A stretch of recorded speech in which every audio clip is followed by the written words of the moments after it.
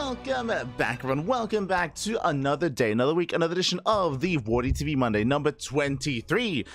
Your weekly dose of WardiTV StarCraft. Let's go, let's go. I'm of course VIP. With me, I'm joined by these amazing players, by the people in chat, by my plushies as well. Welcome, one and all to our weekly open tournament. And if you're in the chat, exclamation mark B in the chat. The bracket is live, the bracket is stacked, and we are jumping into our first series of the night. We're jumping into our initial PvP.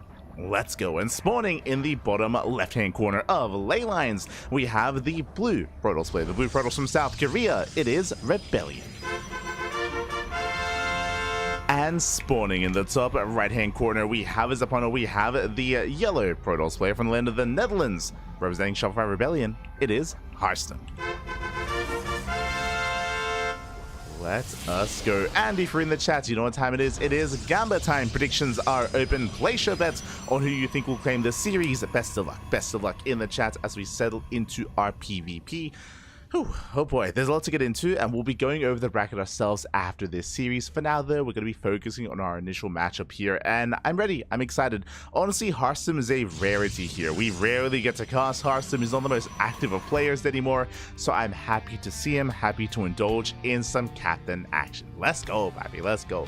I do rate him here. I do definitely give the edge to herO in this series, but at the same time, Rebellion has been looking very impressive as of late, and I never want to count Rebellion out. Not at all. For those that are curious, for those who are maybe unfamiliar, Rebellion is Gyelzing. He's a Korean Protoss. He has been around for a very long time, has been competing for a long time as well. For the most part, has been kind of on the brink of breaking in the pro scene, more or less a Code A player, essentially a player that's been trying to break into, you know, the Code S GSL echelon of play, and still a worthy opponent. Still a worthy opponent, and we'll see how herO does compare. For now, we have our initial openers. It's going to be double gate. 2-gate opener here out of herO. Likewise, 2-gate opener. Sorry, my apologies. 2-gate opener out of herO. It's going to be a gate expand into Cybercore out of Rebellion. Oh my god. Rebellion, calm down.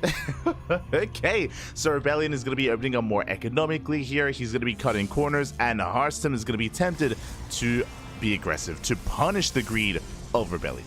Oh boy, here we go.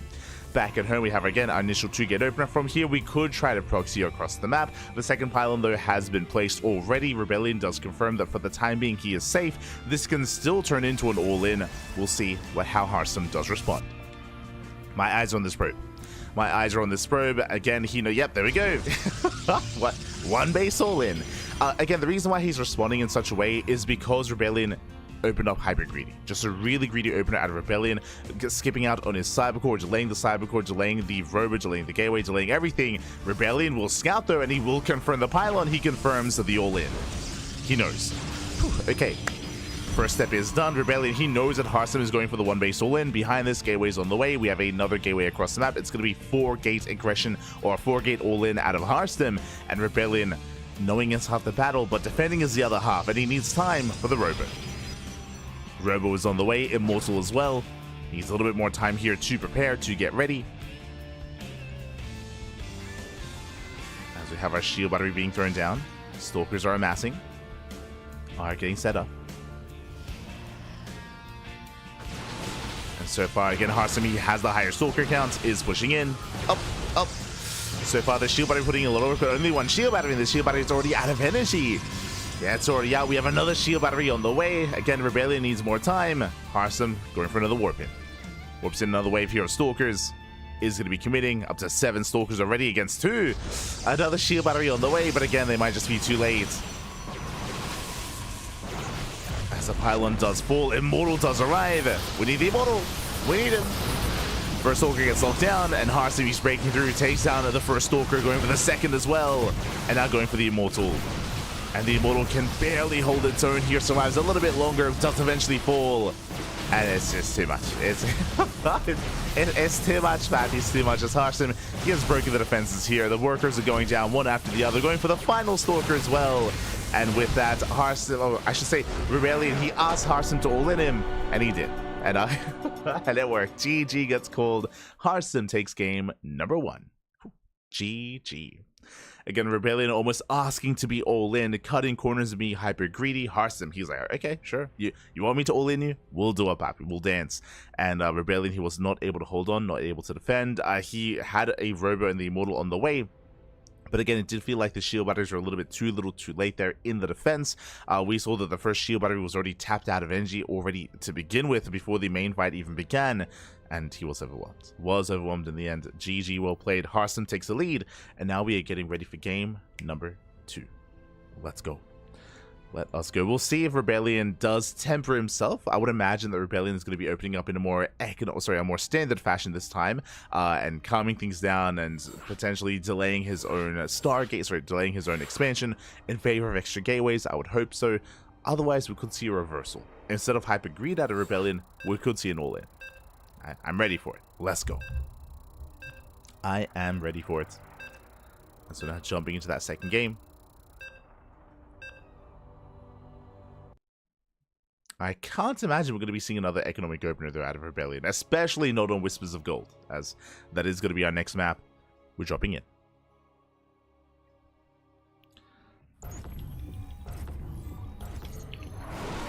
As spawning in the bottom right-hand corner of Whispers of Gold, we have the South Korean Protoss player, the Blue Protoss, down in the series. We'll see if he can bounce back and force that ace match. It is Rebellion. And spawning in the top left-hand corner, we have someone. Oh, true! I just realized in the chat, representing Shopify Rebellion. I feel like, hey, Shopify, do you guys want to pick up another player? I mean, it's on brand. True, true. We have the yellow Protoss player from the Netherlands. It is Hearthstone. Rebellion versus Rebellion. Let's go, Bobby. Let's go. So we are setting up. And again, this time I would imagine Rebellion is going to be setting up here with a second gateway, and this time not rushing to an expansion, especially on Whispers of Gold. Just winding it back a little bit here. Welcome, one and all, to Whispers of Gold.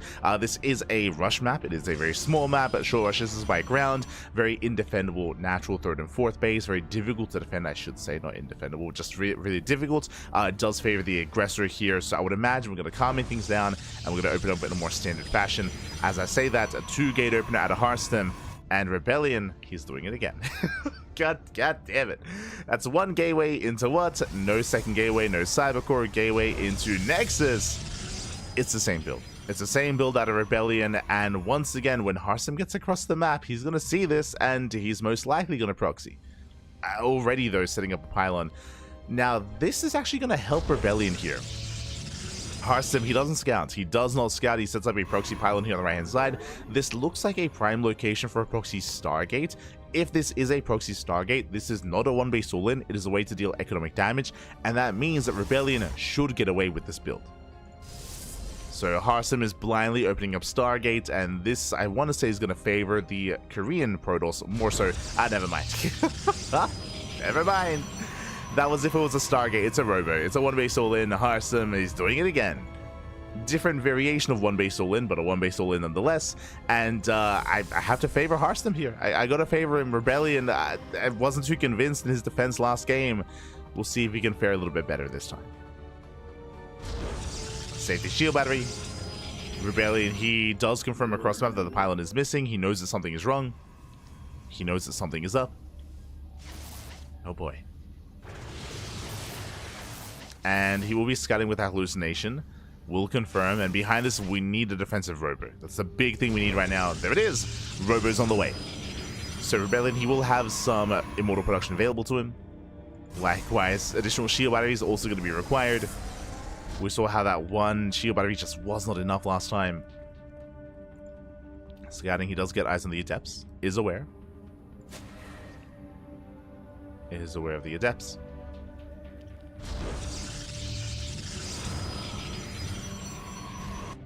Likewise, blocking off the shade. More Adepts on the way. It's going to be War Prison first into immortal production. And with help of this War Prison, the Adepts can go straight into the mineral line. Straight into the main base of Rebellion. Which means this shield battery is not going to come into play. Not yet. Thankfully, second shield battery in the main. We have a Stalker, we have a Sentry, we have units in position. Despite that, Adepts, they can one-shot probes. They can. Oh. And they barely won't. Gonna be forced to shade away. Nice force field. Nice force field. No workers here at the natural so far. Good defense out of Rebellion. heroSym not achieving too much here. And does cancel the shade. Does cancel.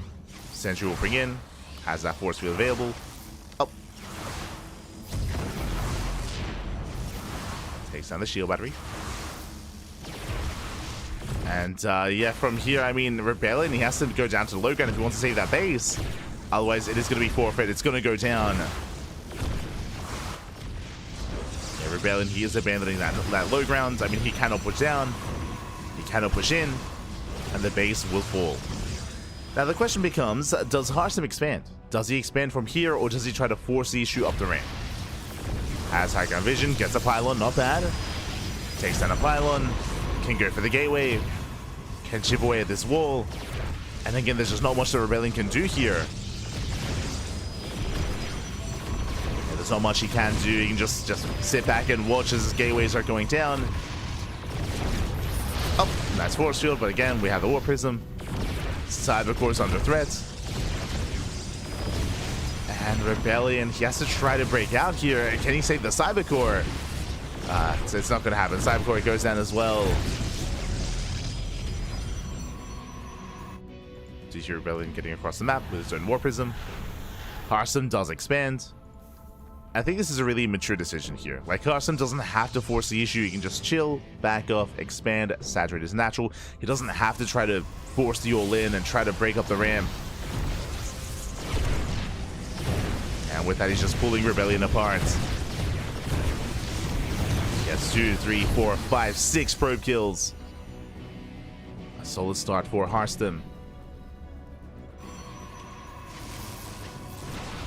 Likewise, he does go for the scout, does hallucinate. Rebellion could be moving in with his own zealots. Oh god. Oh no, there's no prism. Oh, sorry, there's no cyber core. I was gonna say he should be going for a depth harass, but he can't warp into depths. He lost the cyber core. It's still being built. No. So harassing with some slow lots instead, less than ideal. Yeah, just a rough position here for Rebellion. Not like this. heroSym pulls away. Here come the slow lots. They force the defensive warp in. And they do get a couple of probes at least. A couple. But the Voidray has arrived. Shuts down the Prism. Shuts down the Zealots. An equivalent trade. Almost equivalent. But heroSym has a base. He has 2 bases. He can make 2 probes at a time. Rebellion is stuck on 1. Oh. Ooh, as the Immortals are going to go down. Nice setup here from Rebellion. Looks like he caught the War Prism. Yeah, he caught the War Prism. Okay. heroSym flew too close to the sun. He got burned. Did get burned. Good moment here for Rebellion, but one moment is not good enough. We need more. We need more here.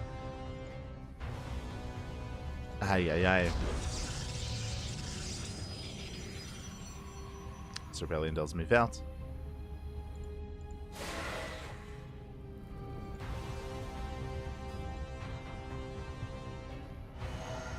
Rotate over. Likewise, heroSym threatening his own dive. And Rebellion, he will find the proxy. He can shut it down. At the same time, oh god, it's wide open. the natural, the main base is wide open. They have to say shade into the main. They can focus on the probes. They can and they will. 2, 3 probes going down. They can just keep on going. They head further in. And this is game-ending damage. I mean, even in the lead up to this, the drop harass was becoming too much.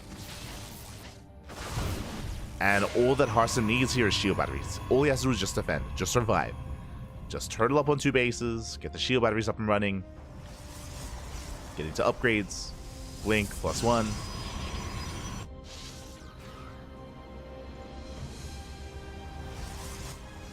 And it's going to be an uphill battle here for Rebellion. And this is also, I mean, a good showing here of why you don't open up as crazy greedy as Rebellion did. Even MaxPax doesn't get away with this, right? Well, he can't get away with it either, right? Like, a lot of people, they actually say, oh, MaxPax, he goes for economic openers. He doesn't. He goes for safe economic openers. Even MaxPax, he goes gate into Cybercore into Stargate before Nexus. He doesn't even do what Rebellion did, which is crazy. Going gate expand. Insane.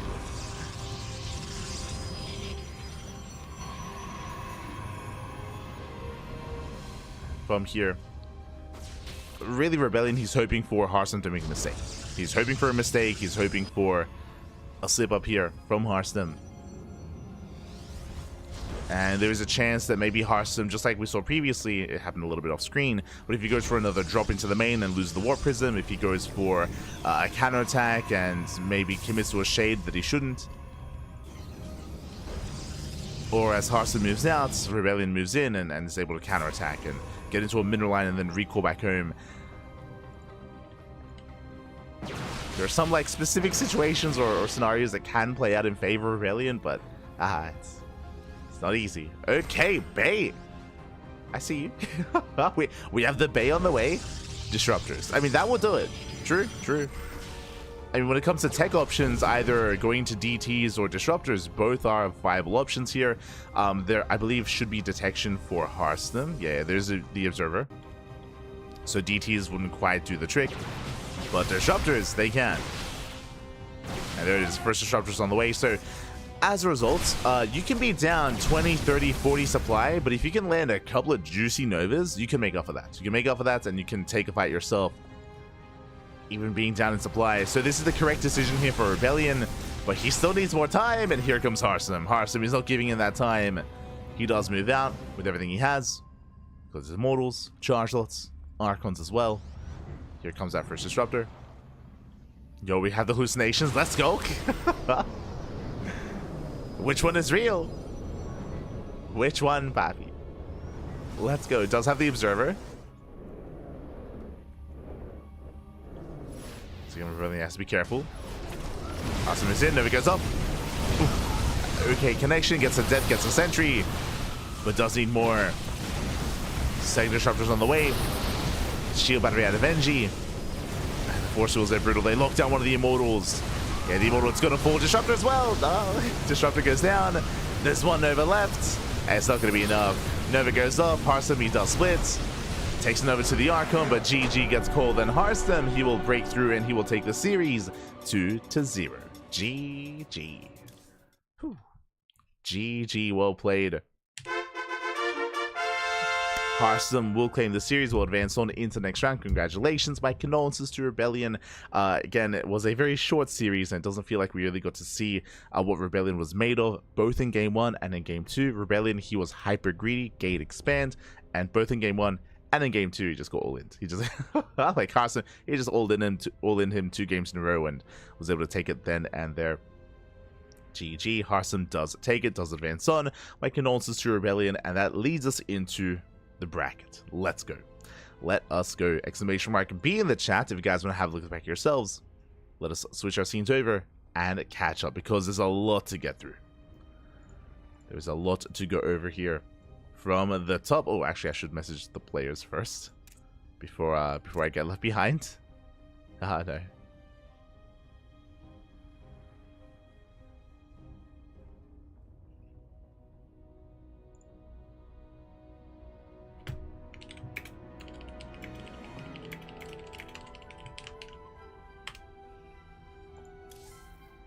Nope.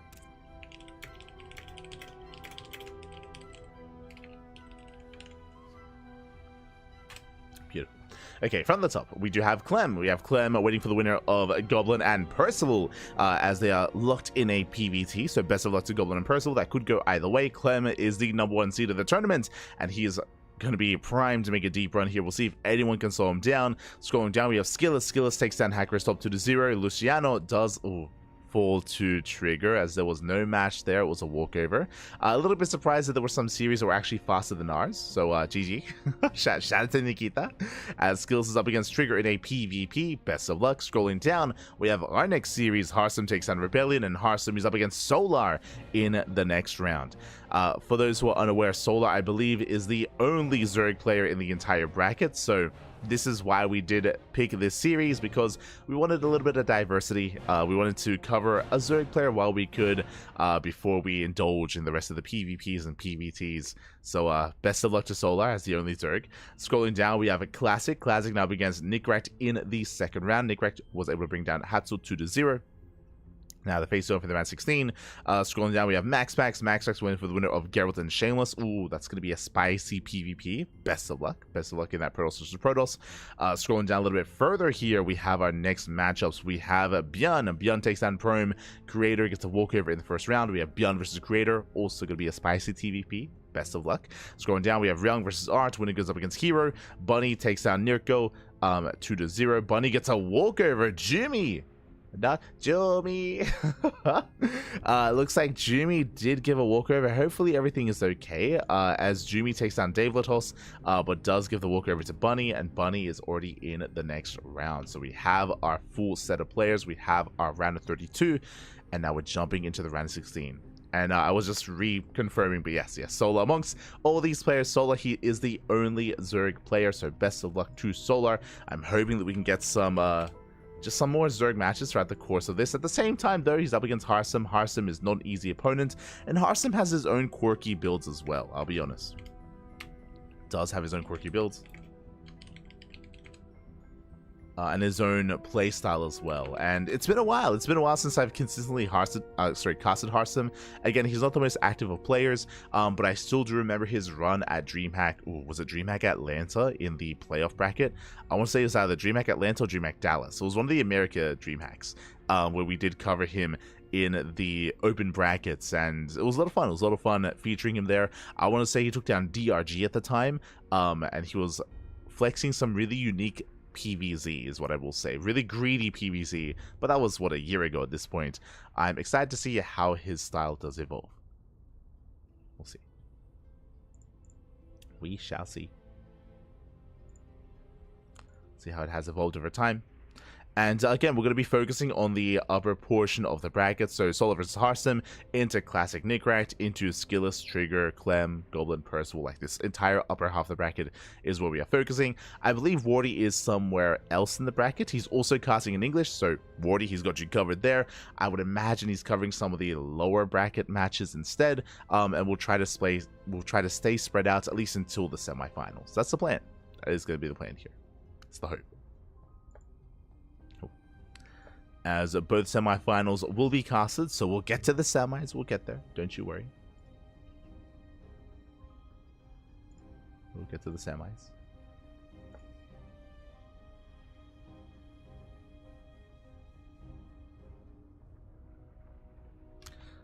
Otherwise, so we follow. Yes. That is the plan. You can see it here. You can see it here. As long as we're able to get into the games, we should be able to jump into our next series. Should be able to. And as we speak, they are conducting their vetoes. So vetoes are underway. Wish them the best. And yeah, it's going to be an interesting night. An interesting night of StarCraft here. Oh boy. So earlier today, I actually got to sleep 8 hours. It was crazy. it was crazy. It was crazy. We actually got to get some sleep, got to get some rest. I spent the entire day editing and scheduling VODs, so I'm almost caught up. Almost caught up. As that was our day basically, just scheduling all the VODs. I still have to make some replay packs as well for our subscribers, of course. Have to make some replay packs afterwards. And yeah, it's going to be an interesting week here. Again, we've just been so busy covering events like Firegrow Cup and OC Season 12 and all these other events. But you know what? We're slowing down a little bit, which is probably a good thing. Not this week, but next week. Next week, I can actually see a day where we don't have any casting. It's crazy. It's crazy. It's going to be wild. A day we don't have to cast. For now. The 28th. Currently, the 28th of February is open for us. We'll see. We'll see if that remains to be the case. I'm looking forward to potentially laddering. True. Might be able to ladder on Wednesday or on Thursday. Can actually ladder stream. It'll be crazy.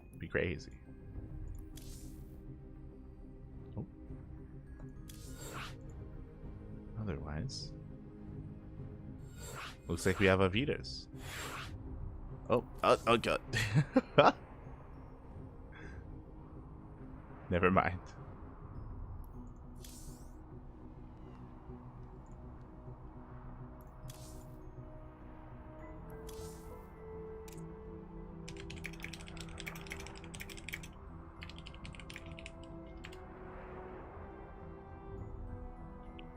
So shout out to Rex. Rex is casting, and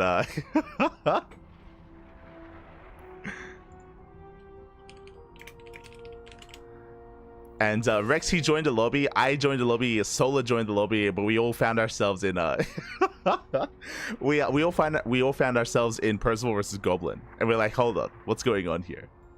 No. Okay, we're good. Beautiful. So it looks like Vita's done, and game 1 is going to be on Frostline. Interesting. Frostline going to be one of the larger maps in the map pool. I do typically favor aggression here, and I'm really curious to see how Hearthstone will solve the issue that is Frostline.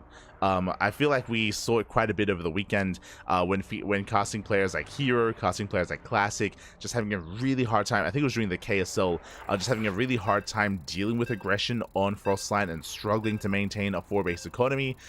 Typically, we see success from Protoss players when they go for all-ins on this map, but more macro play can be very difficult. So we'll see. We'll see how our Rebellion player does approach that problem. Let's go.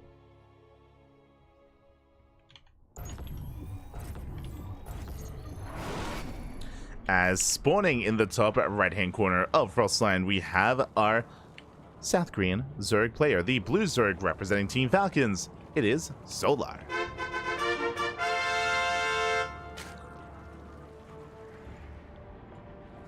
And spawning in the bottom left-hand corner, we have the yellow Protoss player from the land of the Netherlands, representing Shopify Rebellion. It is Hearthstone. And if you're in the chat, you know what time it is. It is Gamba time. Predictions are open. Place your bets on who you think will claim the series. Best of luck in the chat, as you can now get your Gamba going. As a reminder, this is a prediction for the series, not just for the singular map. And welcome to Frostline. And again, Frostline is one of the larger maps in the map pool. Is a larger map, that is true, but at the same time there is a very wide open area here to attack the natural, likewise to attack the 3rd base and to attack the 4th base as well. We have seen many Protoss players struggle or attempt to and fail to defend on a 4-base economy here on Frostline, just because it is so difficult to do so. We saw over the weekend in KSL, players like Classic, players like herO, their attempted solution was to just fully wall up with like cannons and shield batteries here, and just cannons and shield batteries here, just like a full line of cannons and shield batteries to help try to preserve these areas.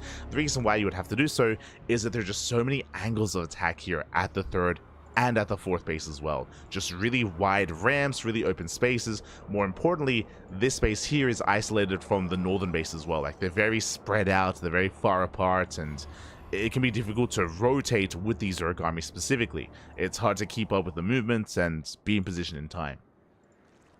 And despite the walls and despite the cannons and shield batteries that we saw from both herO and Classic in their respective PVZs, they were still broken. They were still torn apart.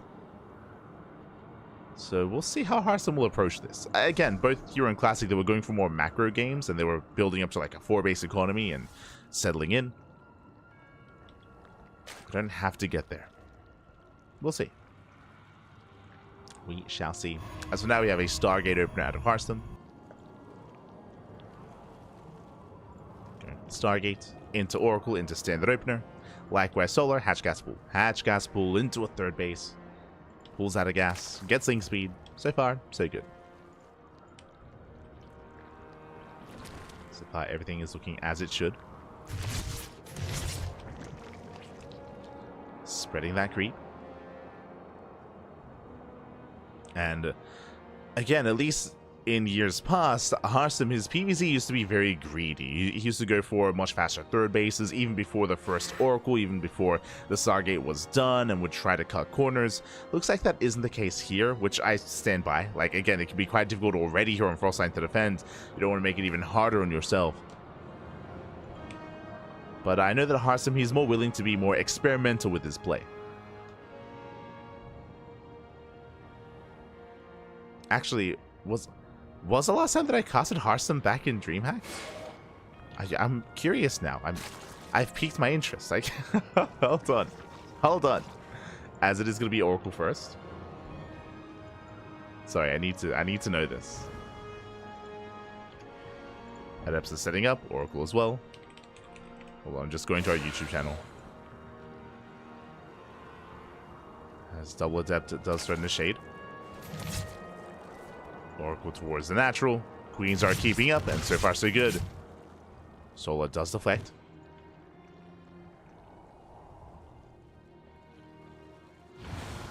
Solar is keeping up. He does deflect. More Oracles are on the way. Going triple Oracle into a third base. Standard play so far out of Hearthstone. So I just checked our YouTube here. The last time I casted Hearthstone was Home Story Cup 26, where we casted him in the group stage against Jumi. We casted him at Alima League 235, where also we casted PvP against Zaun. We also casted him against Classic. True. When was the last time we casted Hearthstone against a Zerg player? That's what I want to know. Hold on. This was back in, yeah, ESL Master Spring. Yeah, there we go. ESL Master Spring 2024. I believe that was DreamHack. Spring would be Dallas. Yeah. So, what I assumed. It's been a long time since we casted Hearthstone. Well, Hearthstone's PVZ, I should say. As we casted him against Lambert. Meanwhile, Double Adept does shade into the mineral line. Gets 1, gets 2, gets 3. Oh, 4 drones. Not bad. 5 workers going down. Ay. This is getting out of hand already. But 2 Adepts, well worth it for Hearthstone. Behind this, saturating and fully setting up his own third. Lings, they attempt to engage. So far, no major surrounds. Hearthstone, he deflects. He gets damage done across the map. And these Lings, they just haven't found any value, not yet, and they're out of position because here come the next wave of Adepts.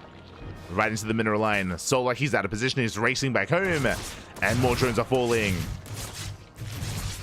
It's going to be 6 worker kills so far. There's the recall. Ooh. Saves 2 Adepts. And Solar is going Ling into Hydra. Should be going for +1. Ooh. I was going to say +1 melee, but the Hydra's already on the way. So it could go into range upgrades instead.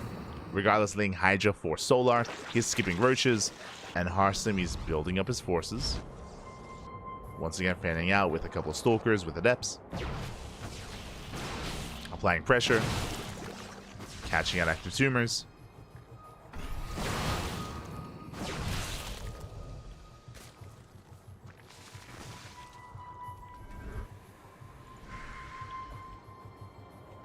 Hearthstone does pull away. Likewise, things they do. Oh! Catch a transferring worker. They find a little bit of damage here. They get on top of the pylon. Pylon does go down. And Solar, I wouldn't be surprised if this base is just for Larva. I wouldn't be surprised just because he sustained so many losses here that he just commits. And my biggest concern here, or the biggest tell, at least in my mind, no upgrades. He's had this Evo Chamber for quite some time, and he has not gotten melee or range. And I think he intends to. As you can see on the production tab, we have 20 Lings in production. Bailiness as well. Getting into Hydra speed. But he's not droning. He's not droning. Yeah, he's going for the all-in. So this is going to be just under 3 base all-in. It should have been 3 bases, but alas, he's lost too many workers. It's all or nothing for Solar. And we'll see if Hearthstone can survive this. Solar does commit. Oh! Almost catching some of these Stalkers. And either Solar kills Hearthstone here and now, or he dies trying. One way or another, it will end. Ooh, oh no! The baits! The A move on the Bailings! Bailings, they do nothing. They crash into 1 Stalker. Very nice move there by Hearthstone. And things are looking bleak here for Solar. He's running out of Lings. The Hydras are exposed.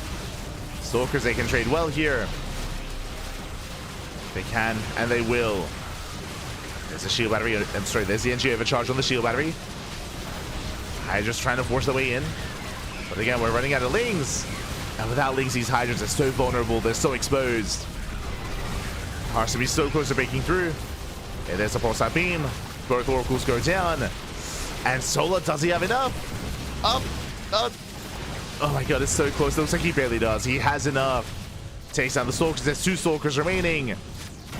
And Solar, he breaks him. He breaks him. GG gets called. Whew, he does have enough. And Solar takes game number 1. Oh my god. GG, well played. We spoke about how difficult it is to defend at your third and at your fourth base.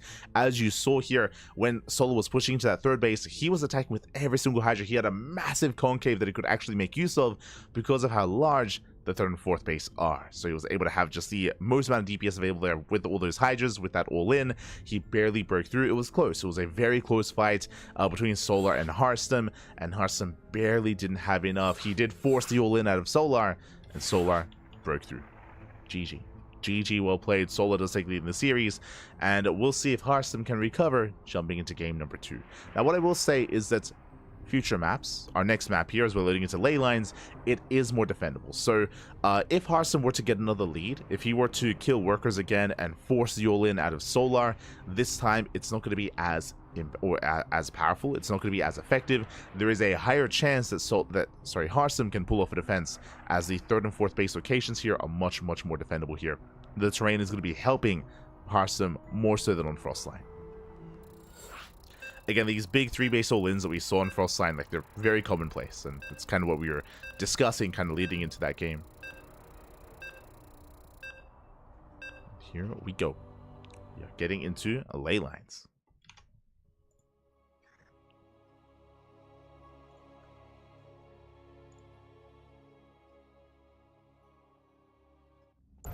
One whole day out of a month. It's crazy. Oh my god. And spawning in the top right hand corner of ley lines, we have the South Korean Zerg player, the Blue Zerg, representing Team Falcons, leading the series 1-0. It is Solar. And spawning in the bottom left hand corner, we have as opponent, we have the Red Protoss player, the Red Protoss himself from the Netherlands, representing Shop Rebellion. It is Hearthstone. Here we go. And welcome one all to ley lines.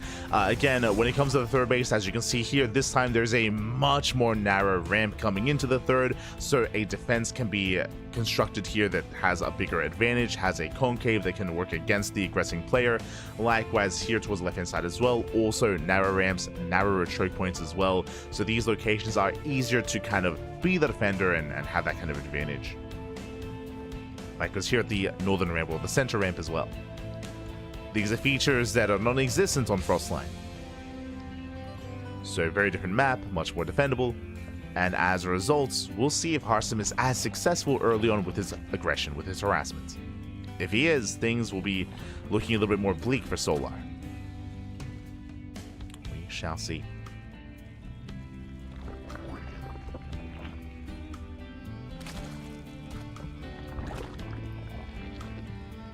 As for now, Hearthstone does go for a gate expand into Cybercore, standard opener out of our Red Protoss player. He's going for a standard opener.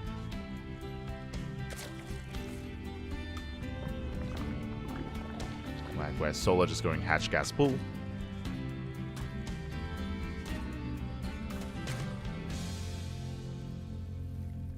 And from here we can settle in.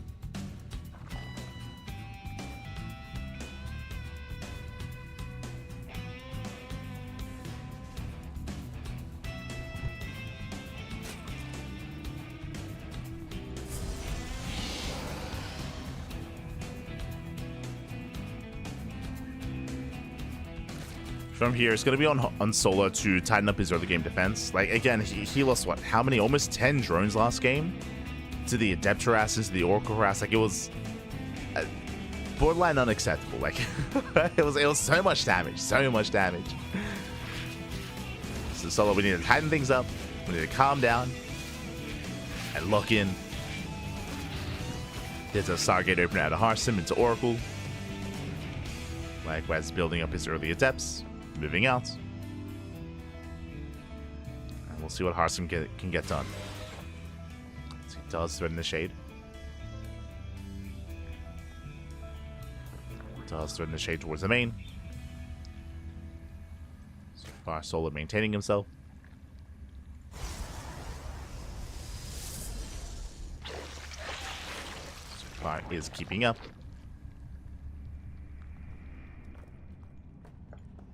There's that first Oracle. Once again, Oracle opener, not Void Ray. Oracle is on the way.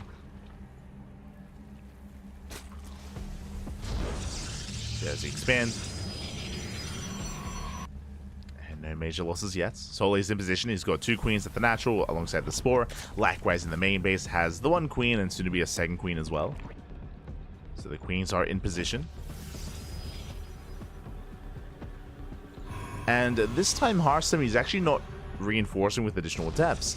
He's keeping his first adept back at home, 2nd adept as well. This time he's being much more defensive, much more safer, and that is something I was not expecting. Hello, Forge. Okay. Forge into Twilight Council. Just a slightly earlier Forge here. This is reminding me of... I know that Skillus has a bit of a quirky build that he did flex against Solar not too long ago. But Forge into Twilight Council should be pulsed on and blink. We'll see if it's going to be a charge-based opener instead. Keep an eye on herO. The Lings, they get on top of the expansion. They get a massive surround. Where are the Oracles, by the way? They're out of position. Oracles are racing back home. 1 adept goes down. Nice pickup. Takes down the adept. Goes for the pylon as well. Nice damage here from Solar. And can he get another adept? Up. Oh, barely not. Barely doesn't get it. Still decent damage here from our Zerg player. Likewise, herO is securing himself. Yep, there it is. Plus 1 on blink. Standard follow-up. But again, this time he didn't invest into all those adepts and he's being more defensive instead. Focusing on those stalkers. Oracles, they dip in. Solar is keeping up. And this time Solar is going for a Roach Warren. This time he is playing safe, going into Roaches, plus on melees on the way. This time he is investing into upgrades. He is not going for an all-in like we saw previously. Instead playing, again, a little bit more mid-game oriented. As they catch 2 more adepts. Once again, they take down 2 more adepts. Nice pickups here from Solar. Pulls away. Every time. Got ley lines. Like, do you see this? Every time. There's just like a graphical glitch in the map. Jesus. One day it'll be fixed. Things they poke in. Up.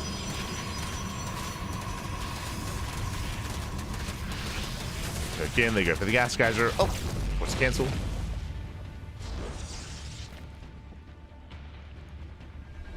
Not bad. 2 force a cancel. Likewise, herO pushing in. Remember, this is not an all-in. herO, he's just poking on forward. Behind this, taking gases, taking up into Storm. Getting ready for a longer, later game. Meanwhile, Solar... Oh, he's all-in. So, on the one hand, this is a 3-base all-in, but this is going to hit a little bit harder, in a sense. This time, no economic damage. This time, Solar has been freely mining from his 3 bases. He has all his gases. Overlord speed is a tell. German taxi. It's going to be a German taxi. The Queen's going to be loading up into Dropper Lords. Ling, Roach Ravager are going to be piling in. There it is. Dropper Lords are on the way as we speak. And Solar is going to be sending everything across the map. As opposed to the previous Ling Hydra all-in, this is Ling, Roach Ravager, Queen. And herO, he's going to be in trouble. He's going to be in trouble here. herO setting up. He doesn't realize how much danger he's in. Does get a revelation. He should notice this. No saturation. Barely any saturation here at the fort. He needs shield batteries and cannons. There we go. Cannons are on the way. Shield battery at the natural. He is somewhat getting prepared. There are the war pins. I'm concerned that there aren't enough shield batteries though. There's only 1. There's only 1. Queens get dropped off. Moving forward. herO Storm is done. Not bad. Storm is complete. He's got 2 more storms left. Oh, Miles connect. Another storm zones away. Solar, he commits. Takes down a High Templar. There's 2 High Templar left. And it looks like Solar, he is breaking through. Once again, forcing herO back. GG gets caught. He has nothing in here to defend. Not enough. And Solar will take the series 2-0, taking down herO. GG. Whew. GG, well played, herO. Unfortunately, it took him a little bit too long to recognize what was going on. As we mentioned, he did have a revelation in the mineral line, but he didn't realize there were no drones. There was barely any saturation, because that was unfortunately woefully underprepared back at home. Storm was done in time, which was good, but again, barely any shield batteries, barely any stack defense. We saw that Solar was able to break through then and there. GG. GG, well played. Solar does claim the series, and herO is knocked out of the tournament. GG, well played. Whew. And with that, that leads us into our next game. That leads us here into our next series. Let's find out where we are headed. Again, herO, he played really well in game one. Like, I feel like game one was herO's game to lose in a sense, where herO, he was popping off, he was getting a bunch of worker kills, he, in a way, forced the all-in out of his opponent, but again, the map was working against him when it comes to trying to defend. Here in game two, he was kind of caught off guard, he was caught with his pants down, didn't recognize that there was an all-in coming in time, and with that, GG.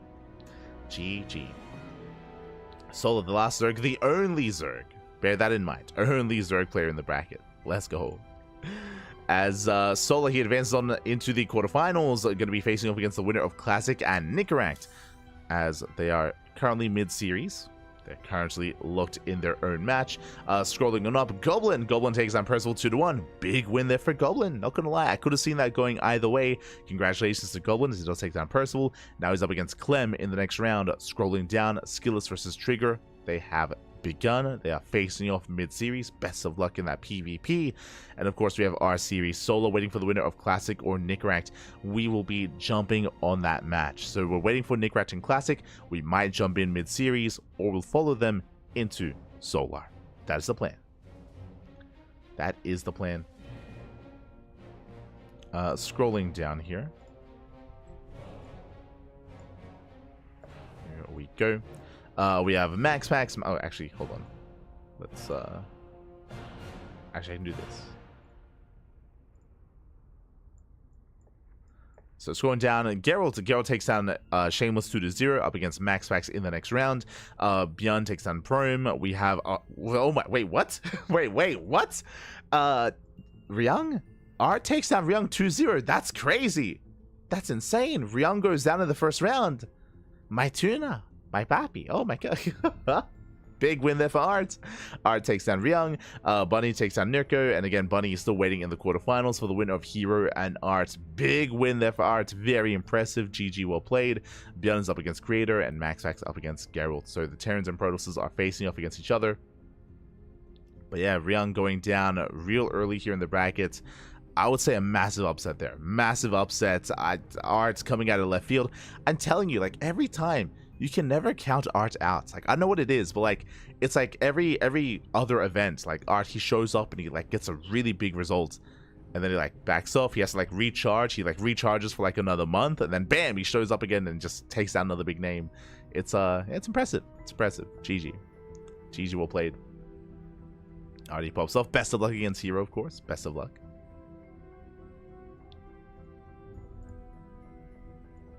As we do,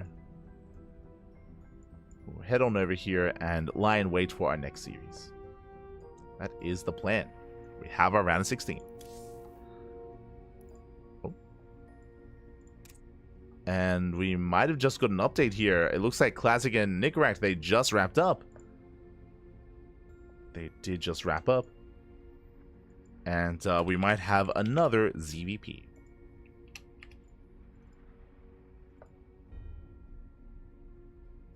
Go.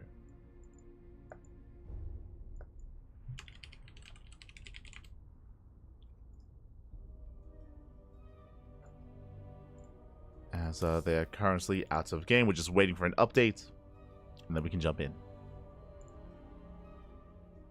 Just catching up with the chat. Yes, ryung did good though. He did. That's what I mean. Like, Art, he just popped up. Like, ryung played very well yesterday, but Art did have a crazy performance here. Would have loved to have seen it.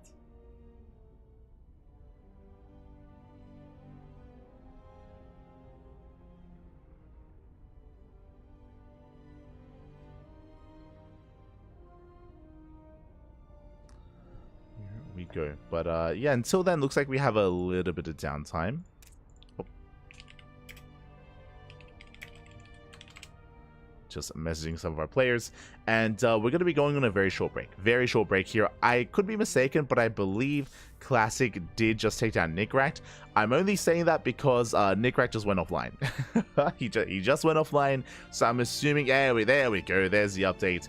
Classic takes down Nickrat 2-0, and Classic is up against Solar in the next round. Vetoes are underway. We're going to be going on a short break. When we come back, that's what we're covering next on the channel, ZVP. See you soon. See you soon, Pat. See you soon.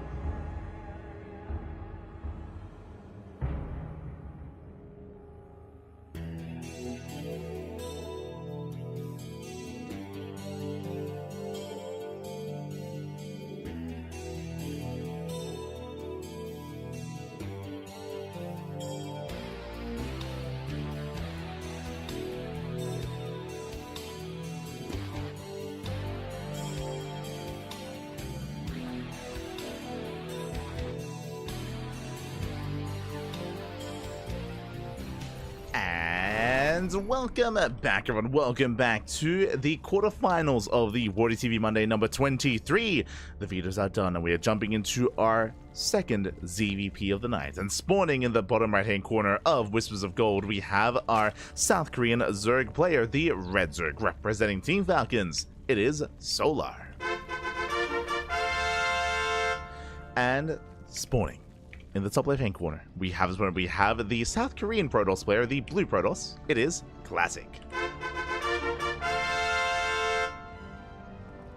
And you know what time it is. It's Gamba time, papi. Predictions are now open. Place your bets on who you think will claim the series. Best of luck in the chat.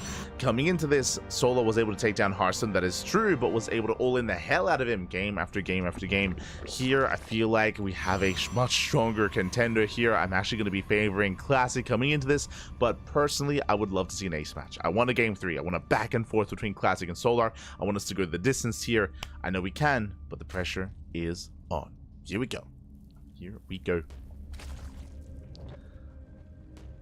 As Classic has been looking very in form as of late, and the Classic had a lackluster performance in December. Like December coming into early January, like Classic, he was definitely struggling. He definitely was taking some time off, and that was definitely showing in some of his play. But towards the end of January into February, has been getting much stronger showings here against players like Dark, against players like Gumiho, Cure, ByuN, even herO as well. Of course, Classic infamously did take and defeat herO in the most recent, was it the League Cup? No, in the Lima League, that's it. In the Lima League, he was able to bring down herO twice in that tournament. So it was crazy. Classic did end up losing against Clem, but only against Clem. And it's Clem. I mean, what do you... It's fine, it's fine. He's literally the best player in the world. Don't get much more better than that. But outside of Clem, Classic was looking strong. I was able to come in second place in the Lima League in the winter finals. Do you recommend it? Do you recommend the VODs? A lot of amazing matches were played. That was, of course, last week. But from here, we're just settling in. So far, standard opener. Likewise, we have our Stargate here from Classic. Stargate into Oracle, I would imagine. We'll see if he does deviate. And once again, the early game of ZVP is a little bit more... It's a little bit less versatile here, just droning up, taking out third bases. When it comes to all-ins, as we saw previously, we're waiting for 3-base saturation before we can really get into play. But welcome one and all to Whispers of Gold. Whispers of Gold is one of these smaller maps. The map pool, very small map. Rush distance by ground is very short as well, and aggression can be favored here. We saw Solar all-in Hearthstone 2 games in a row. We could see it here as well against Classic. It would make sense. Would make sense. We'll see if he goes for it.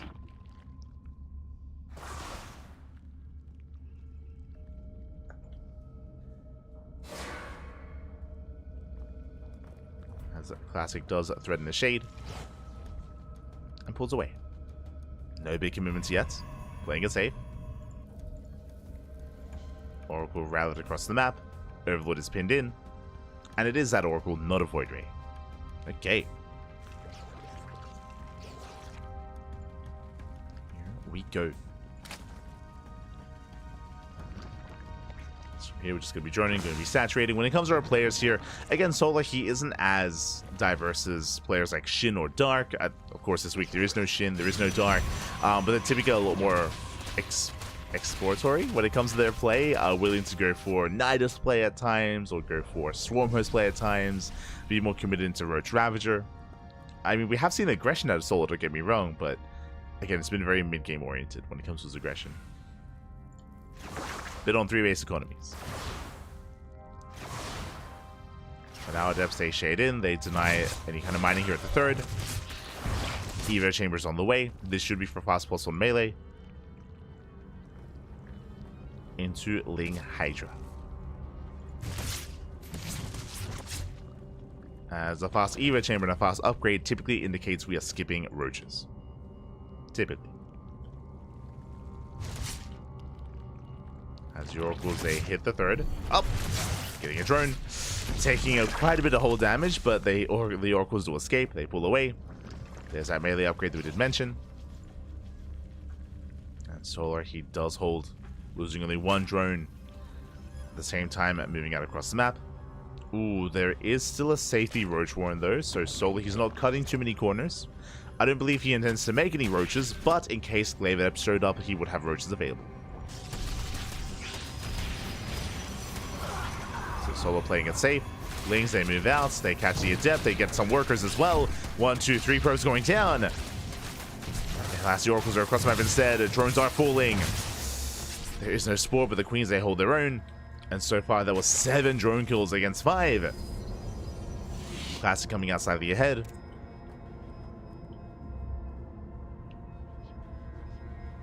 Solar moves out. Getting another worker. At 6 in total. Up. Almost 7. Classic working towards Blink. Do we have a Forge? No Forge. Uh-oh. No Forge. Earlier Blink here from Classic.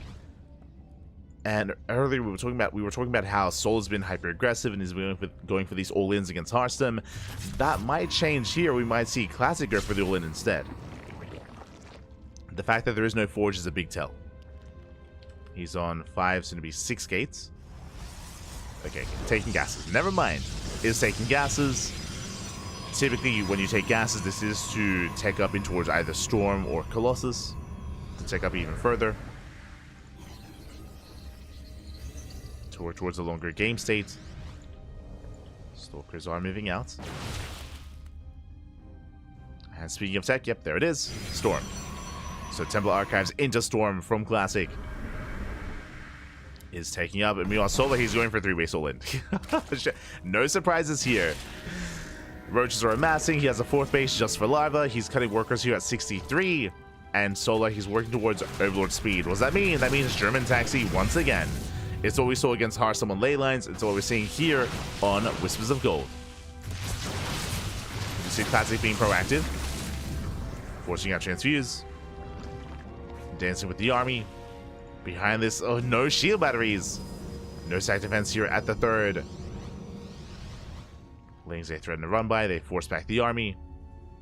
They're buying time. And Solar, he is amassing his army. Again, the 4th base, no saturation. There's no drones here, and there aren't going to be any drones here. And here come the Dropper Lords. We're about to load up. Dropper Lords are on the way. Oracles, they confirm. No saturation. No drones. That's a big tell. And back at home. Okay, there we go. We have some cannons on the way. Still no shield battery. Getting a 4th base. Now he gets a revelation. And this looks like a misread here from Classic. As he's not really looking too prepared here. Storm will finish, true. And that's a little High Templar. He might just have enough Storms. That's how many? That's 6 High Templar. That's going to be at least 6 Storms. And here we go. Solar, he commits. There's a first Storm. Good connections. They stone away the Roaches. Oh, they take down the Queens. And another massive Storm. A massive connection. And there's still, what, 3 more Storms left? Oh, my God. And who needs shield batteries? Who needs them? We just have Storms. Jesus. Oh, my God. Yeah, the Storms, they just keep connecting. And Solar's army just crumbles. His army crumbles here before the might of the Storm. And Classic, he defends. He defends. He shuts down the all-in. Archon's morphing as well. Solar dropping into the main. Gets, oh my God, a lot of probes actually. A lot of workers do go down. Damage is being done. That's 27 probe kills. He's popping up 29. 30 probes go down. If it wasn't for this drop in the main base, then Classic would be miles ahead.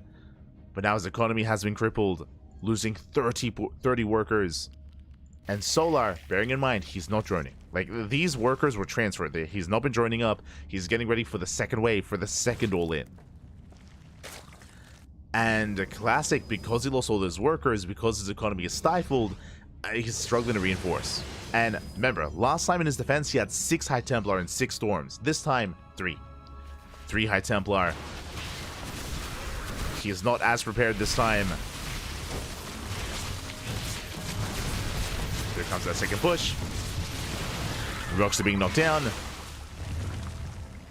Solar, doesn't commit yet. Rotating over. The longer this goes on, the better it is for Classic. As Classic, he needs extra warp ins. There's the first storm, there's a second. And we don't have that many left over. Again, no shield batteries. Here we go, another storm of the roaches. That was the final storm. Just stalkers left. And Solar, does he have enough? Oh, does he have enough? Yeah, he barely does. Takes down the oracles, takes down the stalkers as well. And again, without any shield batteries to support these stalkers, they're so exposed. And Solar, he's done it. He has done it. He breaks through the defensive line, takes down the main army, pushing in. And Classic, his initial defense was so impressive. It was such an impressive defense out of Classic. Except for the worker kills. Except for the drop in the main. Like, that may have just won Solar the game. That drop did 30 workers, like, killed 30 workers. It's crazy.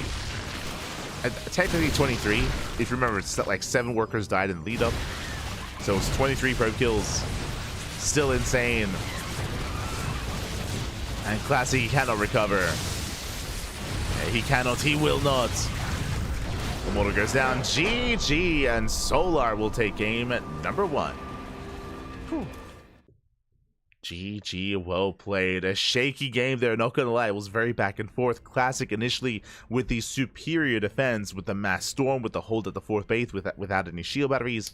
But that double drop of Lings in the main base got 23 worker kills. It was 30 kills in total, but again, it was 7 workers died in the lead up to that kind of all-in. So it was 23 in total from that Ling drop, and with that, that was just far too much damage. Classic just could not sustain himself after those losses, so he could not keep up with the second wave. Could not keep up. GG, well played. With that, Solar does take a lead, and we'll see if Classic can bounce back. I believe he can. Like, again, like, that was still a very impressive initial defense from Classic. Did falter in the aftermath, but outside of that, was looking very impressive. We'll see if we can force the ace match. Let's go.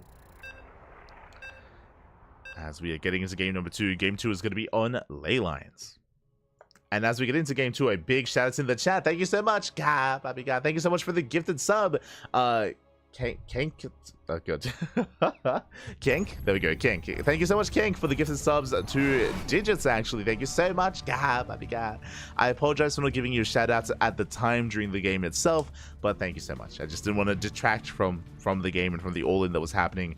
But thank you so much for the gifted sub. I do appreciate the support. Do appreciate the love. Gracias, Papi, gracias. Thank you. Thank you for the gifted sub, as we are jumping in and spawning in the bottom left-hand corner of ley lines. We have the South Korean Zerg player, the Red Zerg, leading the series 1-0 for Team Falcons. It is Solar.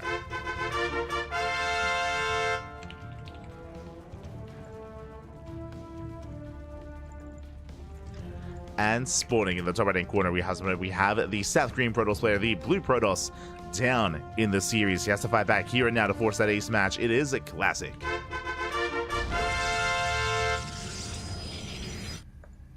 Now, at this point, after 3 games with Solar, we have to pose the question here. Is he going to all-in every ZVP? Is that what we're going to be seeing here? Like, there are certain maps which is fine, right? Like, Frostline, all-in makes sense. Whispers of Gold also makes sense. Ley lines, here you can macro. Here, the map is working against you, and we do see some back and forth play. But in general, I know that a lot of Zerg players are not too fond of playing mid to late game ZVP. It is not necessarily favored. It is more difficult to pull off. So a lot of Zerg players would rather try to end the game early than lose in a longer game state. So we'll see what Solar's approach is going to be. So far, he has just committed to all-ins time and time again. We'll see if he commits here as well. We shall see.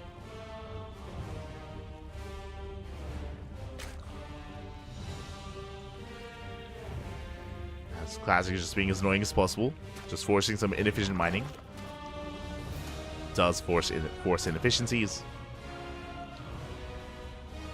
Before eventually pulling away.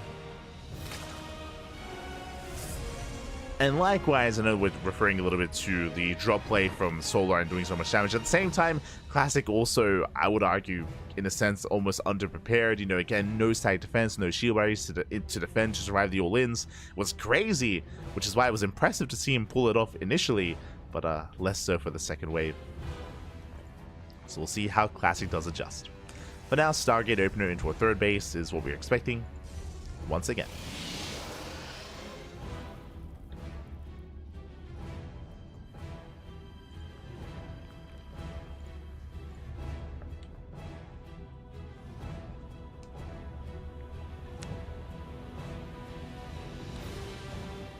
As we are going to be soon moving out. Stargate's finishing up. And again, welcome one and all to Ley Lines. Ley Lines, I would say, is one of the more standard maps in the map pool. Is, yeah, kind of middle of the road here when it comes to the size. It is smaller compared to Abyssal Reef, compared to King's Cove, but larger compared to Wisps of Gold, for example. So, you know, it's kind of like a medium-sized map. Likewise, relatively defendable here at the ramps, at these choke points. If you recall, Hearthstone, unfortunately, he kind of misread the situation, didn't realize he was being all-in, and Hearthstone was caught with his pants down. Assuming that Solo all-ins again, we'll see if Classic is more prepared. I'm assuming he will be, but we'll see. As the Oracle does move out.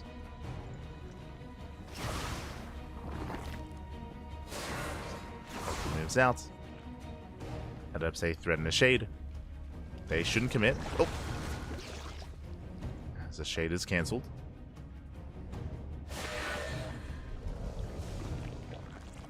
As just poking in. Keeping an eye on saturation. Ooh, as they do commit, and they're going to get surrounded. Yeah, one of Death will fall, the other as well. Better pick goes here for Solar, and we see no economic damage. As I say that Oracles, they dip in, they get 2 drones, they get 3. Not bad. 3 workers do go down. It's okay damage here from Classic, does escape. Behind this, going for his expansion and going for his Twilight Council as well. Now, last game we saw a Twilight Council without a Forge, and it looks like we're seeing that again. Interesting. And if you recall, this led into faster Storm as a result. That's a lot of gateways. Jesus. That's a lot of gateways. And getting up to 6 gates already. Meanwhile, Lair first out of Solar. I believe this time no Evo Chamber. Now, with the faster Lair, this could be for a couple different things. I'm imagining a more Roach Hydra-based composition, or maybe just rushing to pure Hydra. If we were to see a Spire, we'd see Tech first, just to be safe early on. As gases are being taken. And we'll see if Solar does skip out on that Roach Warren. And looks like he has. Oracles dive in. They get 2 drones. They get 2 workers so far. Overlord being hunted down. There's that Hydrogen, plus on rain. So again, we're just rushing into Hydra. I'm a little bit surprised that we have no Roach Warren alongside this. So it's just going to be Ling Hydra, but Ling's going to be significantly weaker than they usually are. Just a big prioritization on the Hydras themselves.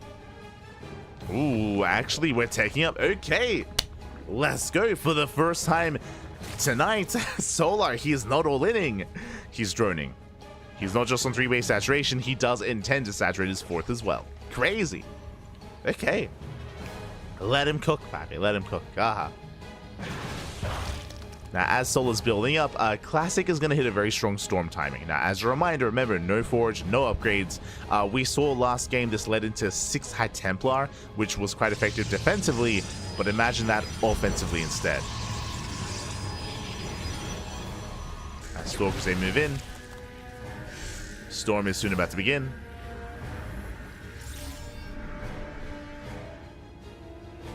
As he does break forward.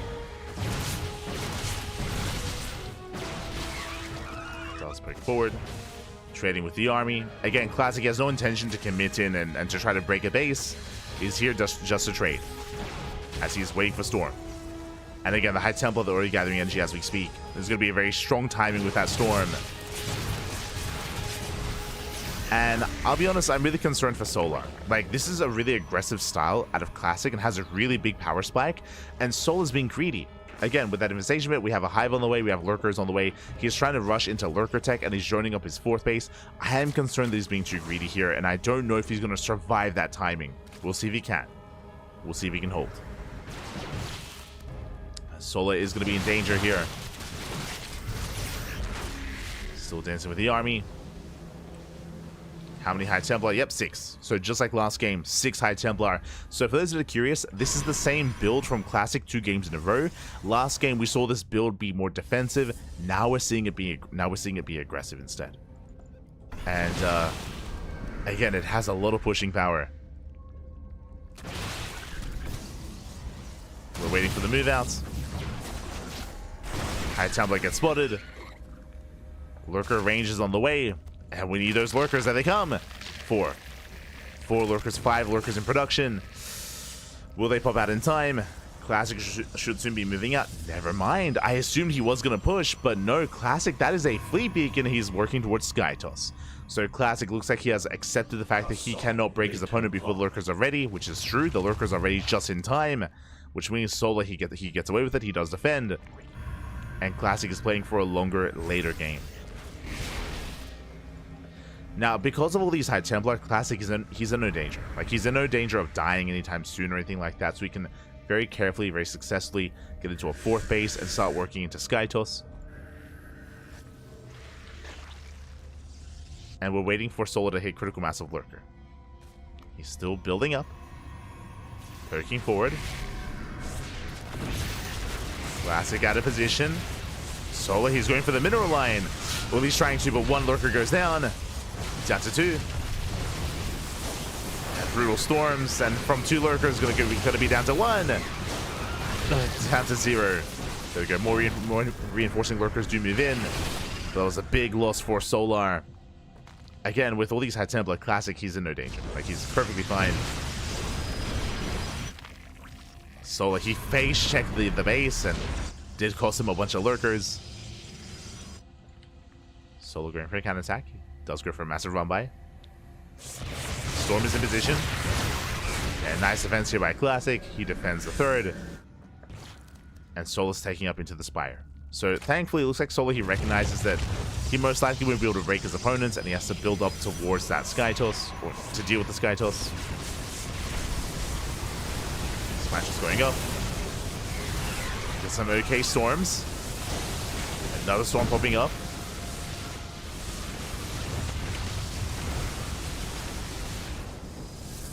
Another storm.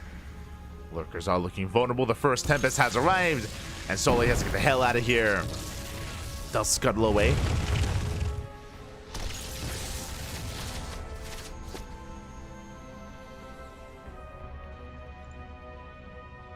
Does scuttle back. Tempests are revealed.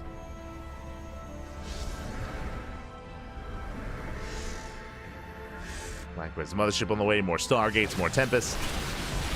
Catching out a lurker. Not bad. Gets 1.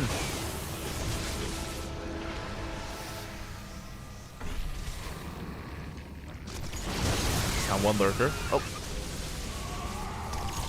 Moving forward. Trading with the army. Once again, trying to go for his own counterattack as well. So far, Classic, he's holding, he's defending, and he's attacking. And there's still just no good answer here to these Tempests. They'll send the Queens.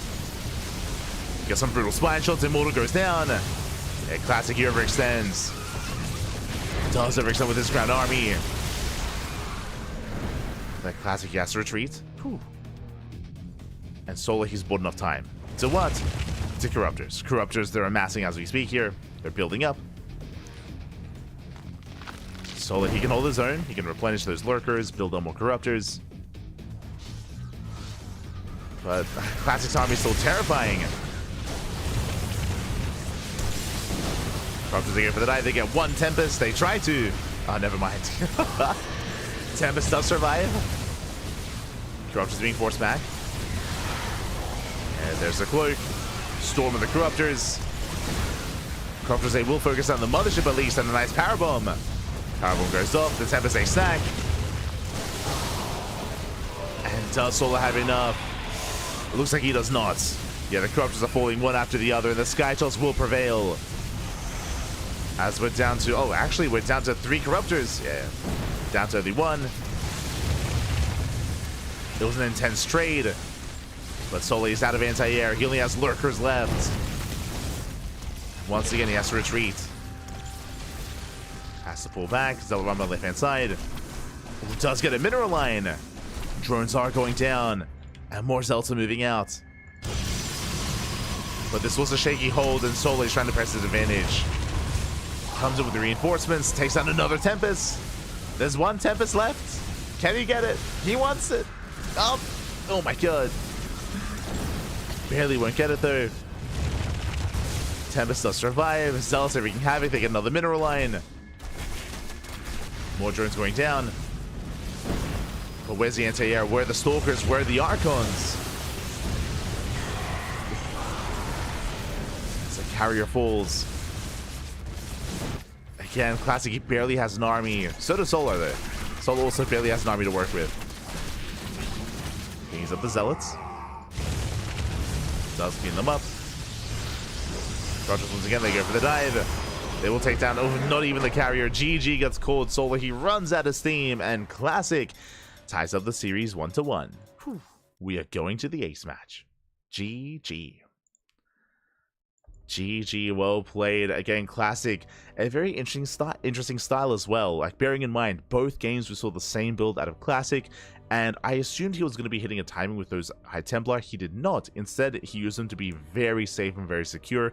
Like, at no point was Classic in any danger when it came to the first wave of Lurkers. Like, the Lurkers, they really couldn't do anything, and Classic successfully got into Skytals. He did get there, and we saw some shaky fights, is what I will say. Some very back and forth trades. Was very back and forth. And we saw that Classic was barely not able to hold on. Oh, sorry, he was barely holding on, I should say.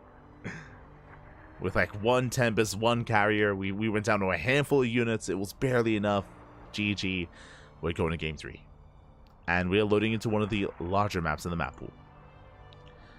Now, the one game that Solar played today where he didn't all in, did lose.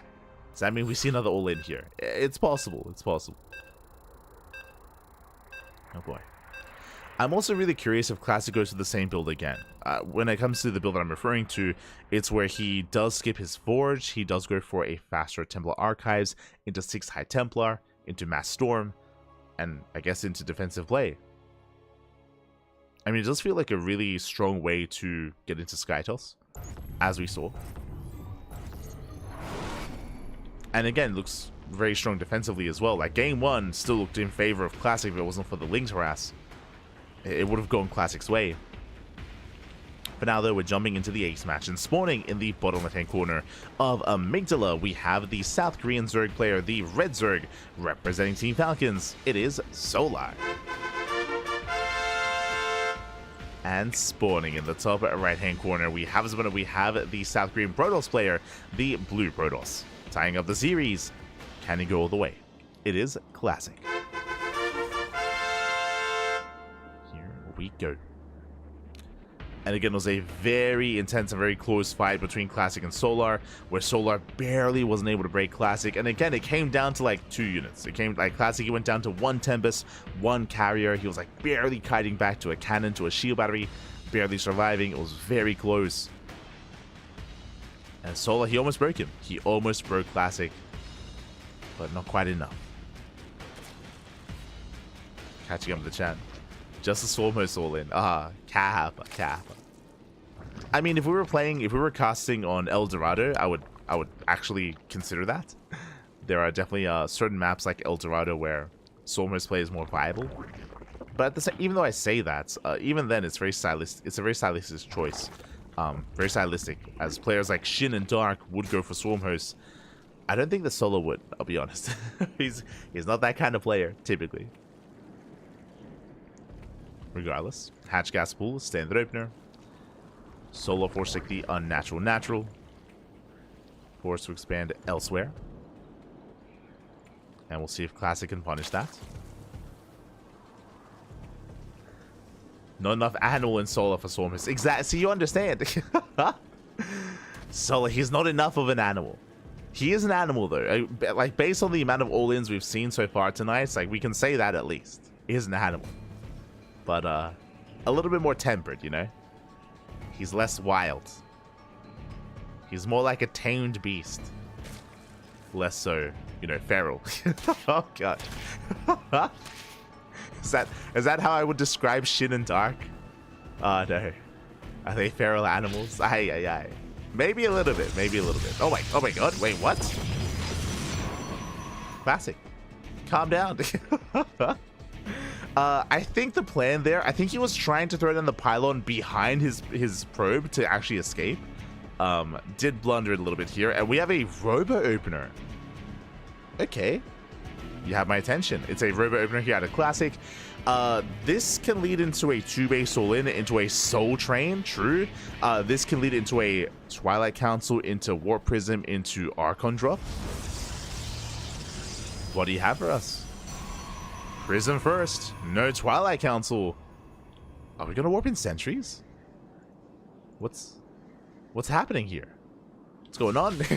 Okay. I was focusing. I was just assuming that Classic was just going to play standard, but no. Okay, oh my god, it's a 2-base all-in. Oh my. Slow lots. Yep, slow lot. He pulls out. He pulls out a gas. Do you see what I see? No gas at the natural. Only one gas catcher in the main, and only one worker in gas. We're going back to 2021. Haas, is that you? This is a slow lot all-in. And it may sound weird to you if you haven't seen this before. Slow load all in. Wait, I mean, can they do anything? The answer is yes, because mate, the army comes to you. You don't need speed, you don't need charge. Overrated, Pipey. The slow lots, they can pop off. And if Solar is too greedy, if it doesn't realize what's going on, then this is a very hard all in to defend against. So Immortal Solar all in here from Classic. This was very trendy back during the Cosmic Sapphire era of StarCraft. That was like 2020, 2021, like the early COVID years of StarCraft. This build was invented by Haas. It was first showcased during the Taiwan Hong Kong DreamHack regionals, where Haas did flex this, and then after that, then everyone else picked it up, and it became mainstream for like a couple months, and now we see it every now and then. Here we go. So Prism does head over. Yeah, here come the slow lots. Let's go. Are we gonna knock down the rocks? Like, what's the... Okay, we're gonna elevator. We're gonna elevate over.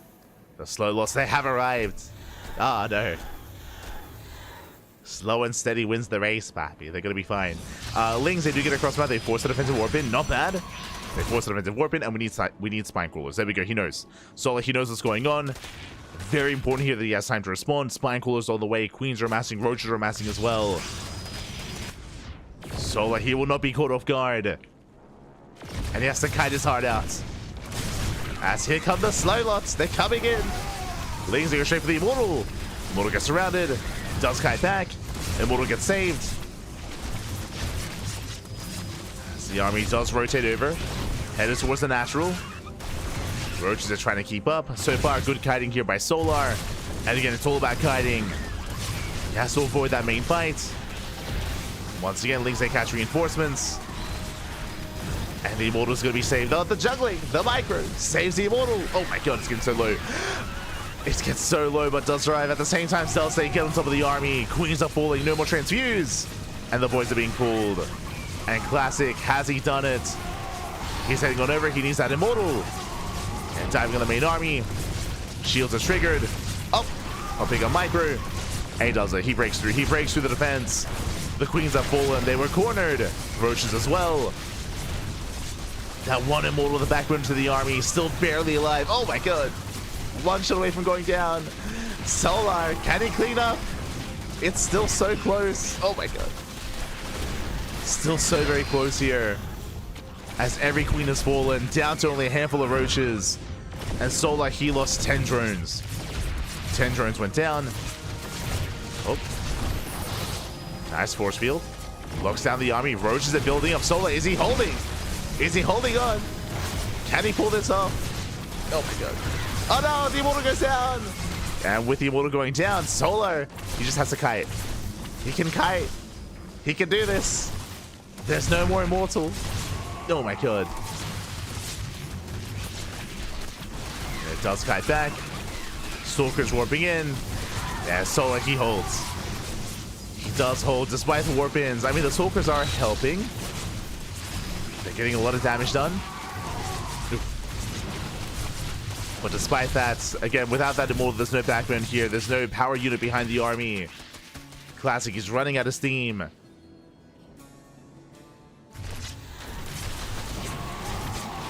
And Solar, he survives. Let's go. As he chases back that prism.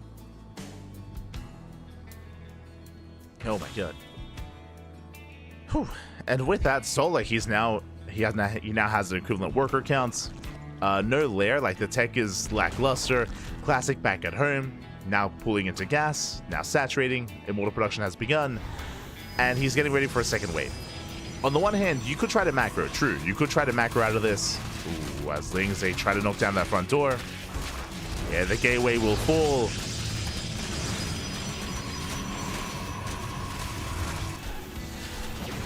So far forcing a big reaction here. The Immortal has arrived. Another warp in.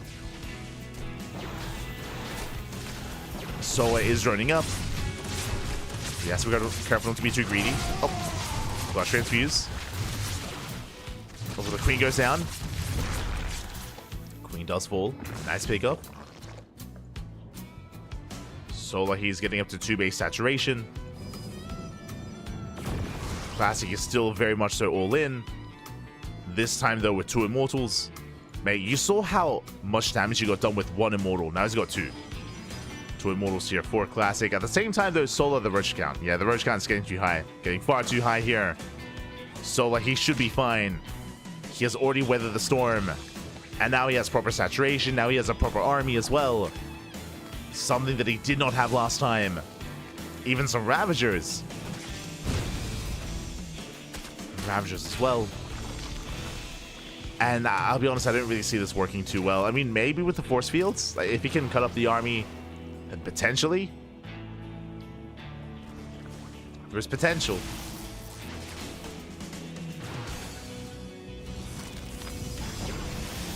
Here it does reinforce. Getting himself the Ravager. Force fields, they lock down one of the queens. They get a queen, they get a roach. But is that enough? Ooh, as there's a Spine Cooler behind this as well. The Immortals are out of position. Yeah, the Immortals are not helping. They need to be here. Fighting off the left-hand side. Fighting time. Cells are running out though. And boys are being pulled. Ooh. Even Biles connect. And we're down to a handful of Immortals. Yeah, there's still plenty of roaches. Plenty of roaches here. Sully just shuts down the main army. And he will hold. He will hold. He will shut this down. There's 1 Immortal left. 1 Immortal remaining.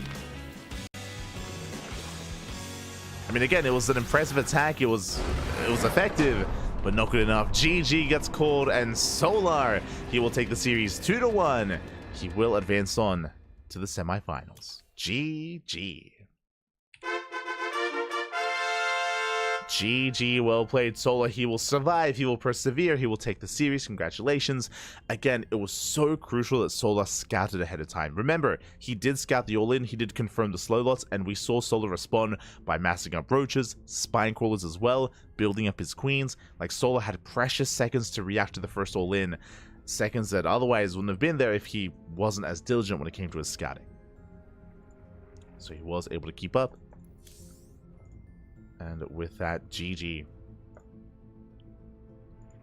GG, well played. Solar, he will make it to the semifinals. And with that, we have some catching up to do. Let's go. So congratulations to Solar. My condolences to Classic. I'll be honest, this could have gone either way. I'll be honest, this could have been a 2-0 for Classic as well. Like, game 1 was also a very close game as well. Even here in the Ace match, we saw that Classic was doing so much with so little when it came to the first all-in, but barely didn't quite cut it. GG, well played. As Classic does bow out, and we are now getting ready for the semi-finals. Let's go. As we switch our scenes over and catch up on the brackets. For those that are curious, ByuN versus MaxPax is currently mid-series, so they're facing off in the quarterfinals. We have herO waiting and ready in the lower semis. herO takes down Bunny 2-0. Takes down Art as well. So herO's in the semis, Solar's in the semis. We're still waiting for MaxPax and ByuN, also waiting for Clem and Trigger, as Trigger takes down Skilless 2-1. So big win there for Trigger. Does take it down 2-1. Clem takes down Goblin. And we are waiting for essentially Wardy's match to finish. What I'm getting at, Wardy, he's covering ByuN versus MaxPax. He's in the Ace match, so one way or another, that series is about to end, and he will most likely follow that series into herO. So most likely it's going to be the lower semis first, and then the upper semifinals.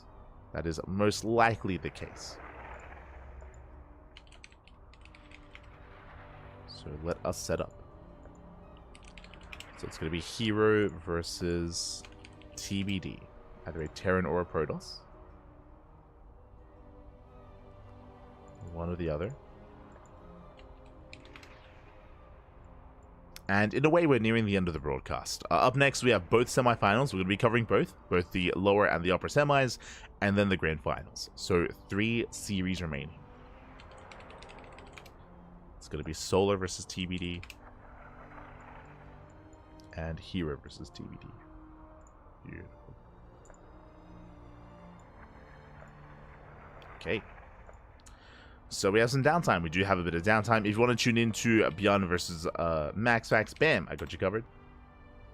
Link is in the chat.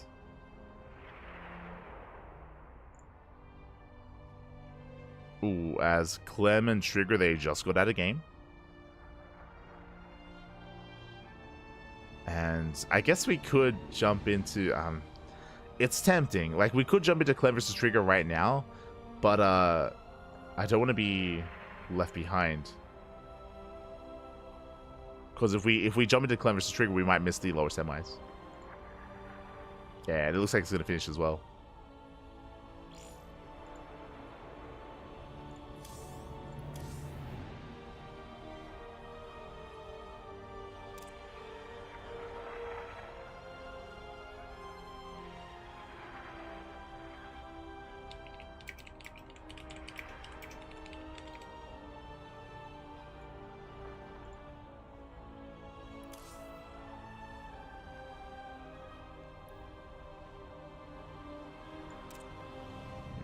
Go.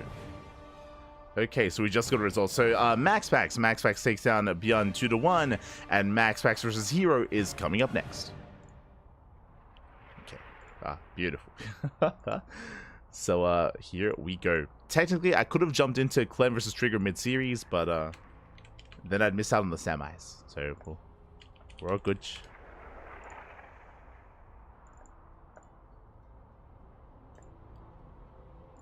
Here we go. So we have our PvP. Again, MaxPax, he just took down ByuN 2-1.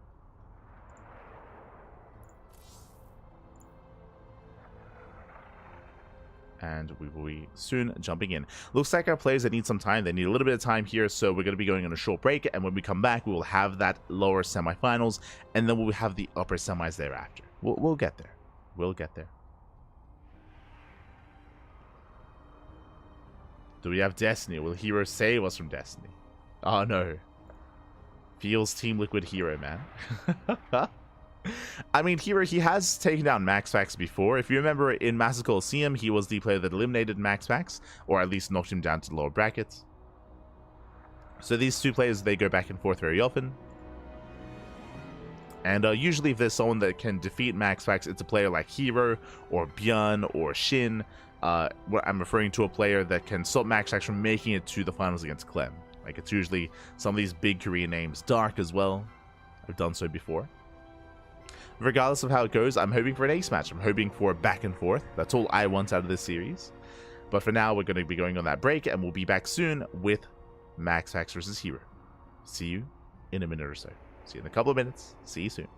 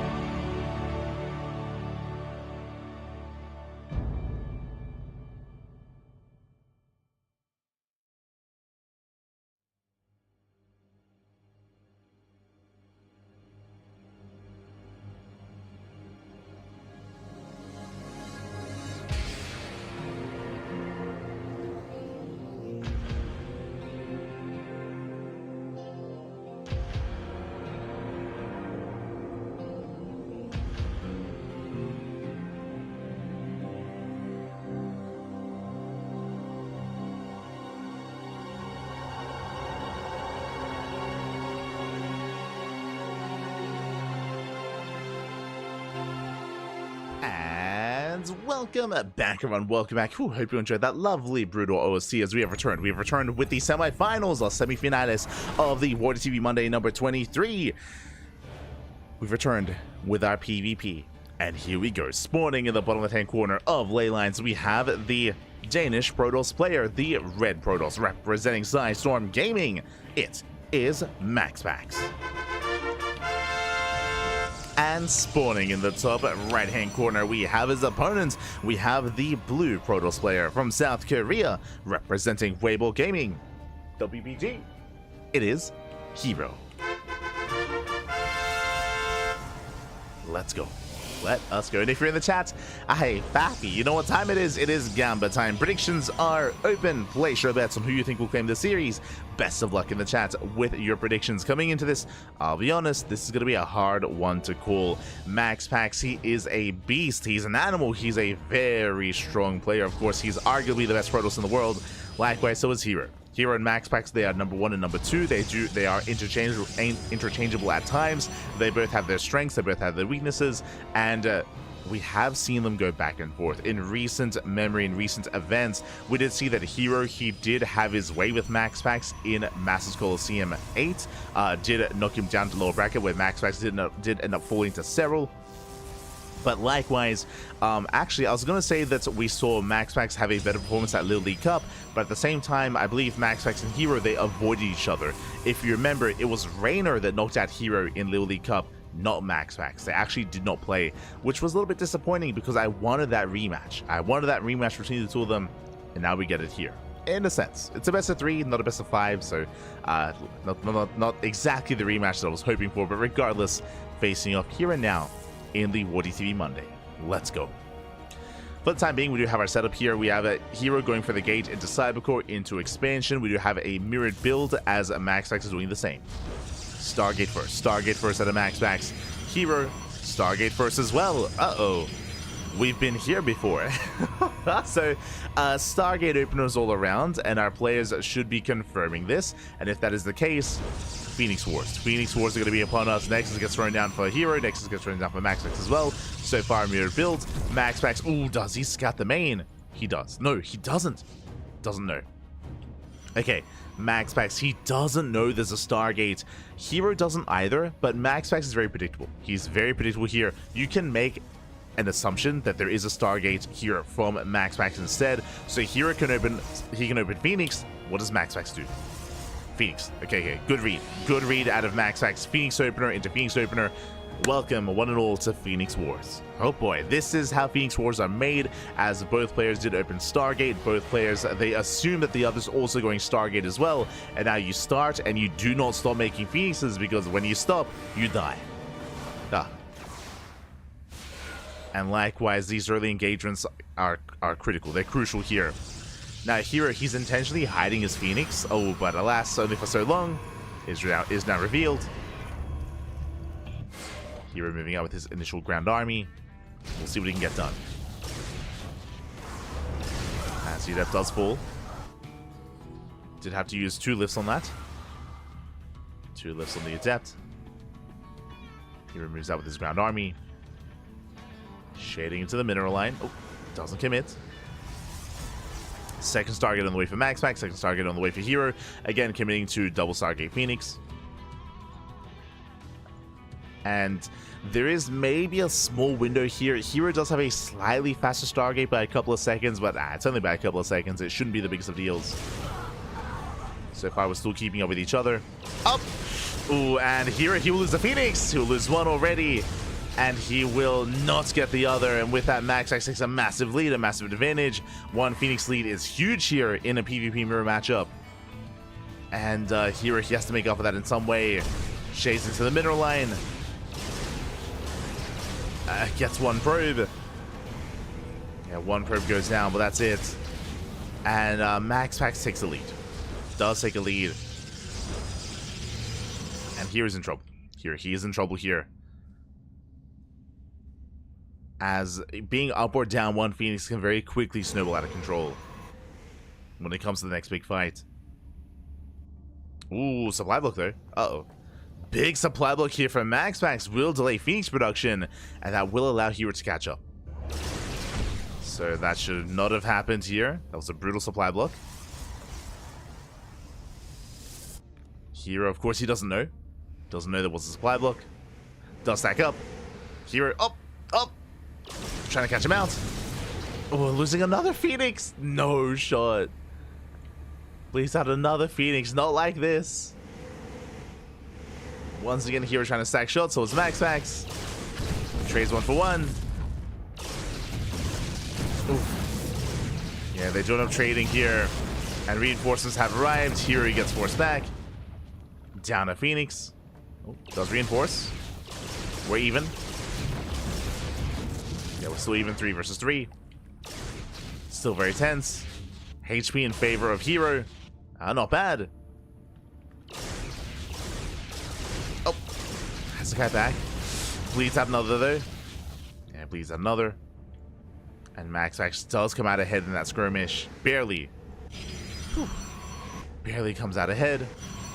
Third base is now on the way. Getting a fleet beacon into range.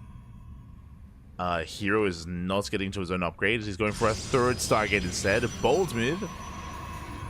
So herO, he will have more Phoenixes. Meanwhile, MaxPax will get the first shot off. Again, Phoenix range means he will get that first shot off. So an extra volley. And of course, he will have kiting potential as well.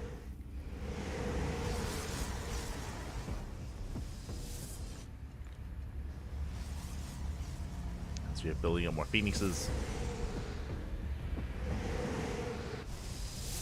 Island in position to my bases. There's that Phoenix range. And we'll see if herO can overwhelm.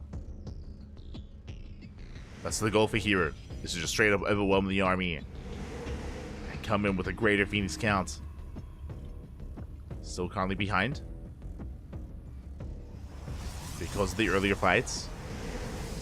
Again, we can see here, herO, he lost 8 Phoenixes to the 6 of MaxPax. So it's just been worse trades for herO.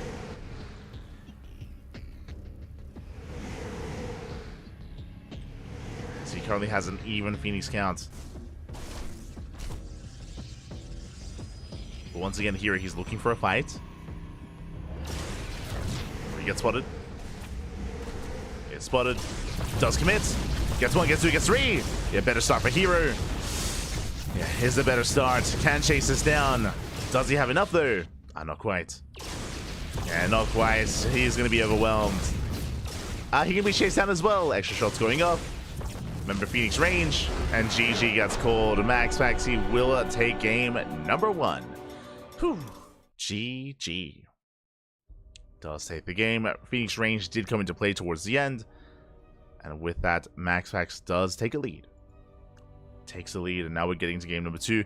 Now we'll see if we enter Phoenix Wars once again. It's not something that that herO enjoys playing. Neither does MaxPax, to be fair.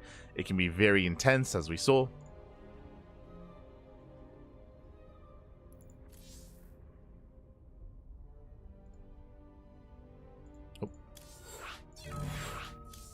Oh.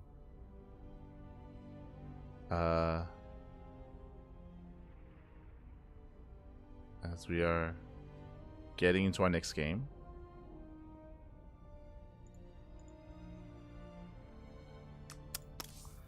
Never mind. We were going to be getting into our next game, but it does look like we won't be able to. Feels bad, man. Feels bad. Looks like they did begin without us. Unfortunately, they didn't post a lobby link or anything like that, so does look like the upper matches did complete. Clem took down Trigger 2-1, and Clem does the advanced auto face-off against Solar. The upper match will be held until MaxPax and herO do conclude. So until they're done. And unfortunately, we won't be able to see the conclusion, potentially, of this series. MaxPax and herO, they're getting into game 2, and I guess we'll see what happens. See what happens. We're going to be going on a small break here. We're going to be going on a break, and when we come back, we will have either the ace match or we'll have our next semifinals. It's a bit of a shame, but we missed out. Did miss out. So yeah, I guess we'll see you after the game. See you after the game, Pat.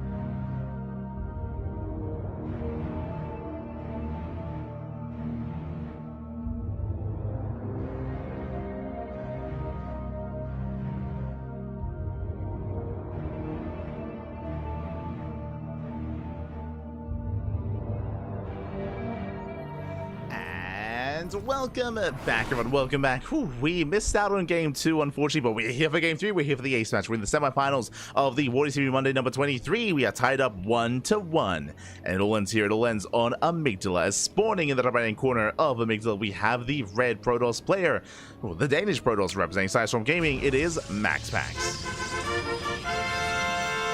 And spawning in the bottom left-hand corner, we have the blue Protoss player, the blue Protoss representing Weibo Gaming, WBG. It is herO.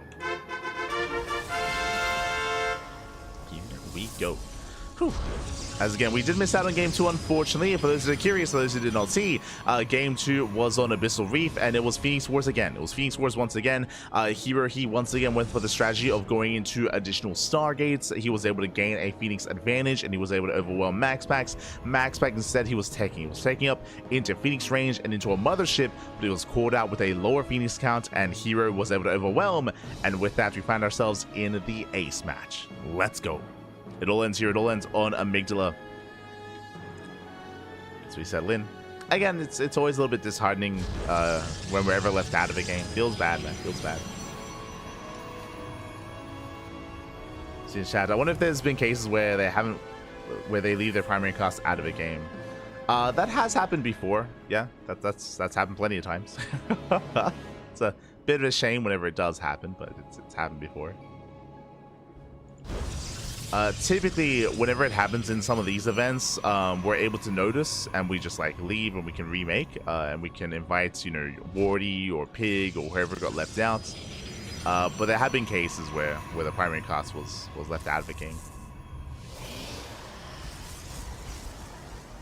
Smooch. Players, they just want to go. But now though, we're settling in. We do have our initial openers here. We have our Gate, Cybercore Expand out of MaxPax. Likewise, herO going for the same opener as well. We have mirrored builds, and from here we can go for a Stargate, or we could try to skip our tech instead. There it is, Stargate for MaxPax. No surprise there. herO, do we go Stargate? Do we go Phoenixes for a third game in a row? Show us what you got. Show us what you got.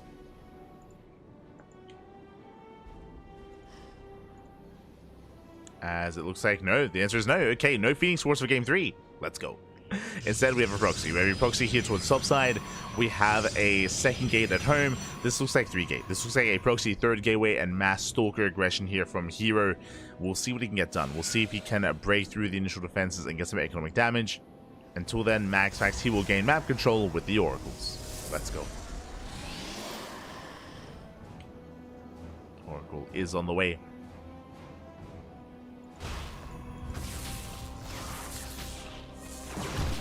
I was tuning into the Wardy broadcast to catch up with what was happening in game 2. Like the entire time they were like just talking about EWC. It's like, oh, okay. There's literally no discussion about the game at all. Okay, fair enough. I see. They were just smoging.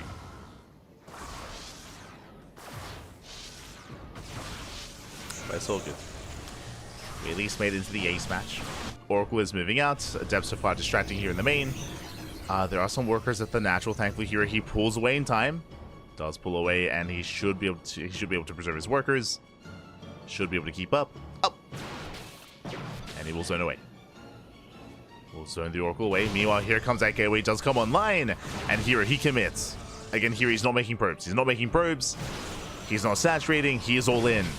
The Nexus is just there for show, but there are 2 shield batteries. Yeah, the shield batteries to finish up just in time. Stalker is safe. Void Ray does help out. And as the Void Ray count builds up, then MaxPax is becoming that much more and more secure. But jeez, that's going to be 7 Stalkers. He commits, 1 Stalker goes down. Ooh, second Stalker as well. Brutal pickups. Shield batteries just now out of energy. That's still a lot of losses here for herO. Oh no! At the same time, Stasis in the main catches everything. The entire army gets caught out. Another Stalker falls. Down to 6. 6 Stalkers left. Pylon's gonna fall. Going for the Void Ray, but now there's a second Void Ray. Yo, MaxPax, he's holding. He's holding on. He stifles the economy of herO. Takes down another Stalker, and every Stalker counts here. It's just so brutal. We barely have an army. Still in 6. Oh god. Calm down. As here he is reinforcing, warping in 2 soldiers at a time. Warps them in back at home to defend. And he's forced to recall. Ay, ay, ay. Forced to recall back home. herO, he recognizes he cannot break MaxPax, and now herO is behind. MaxPax, he has a better saturation, a higher worker count, likewise better tech as well. Twilight Council's on the way. Extra gateways. herO was all in, and it's going to be difficult to macro out of this. Not impossible, but difficult. Here we go.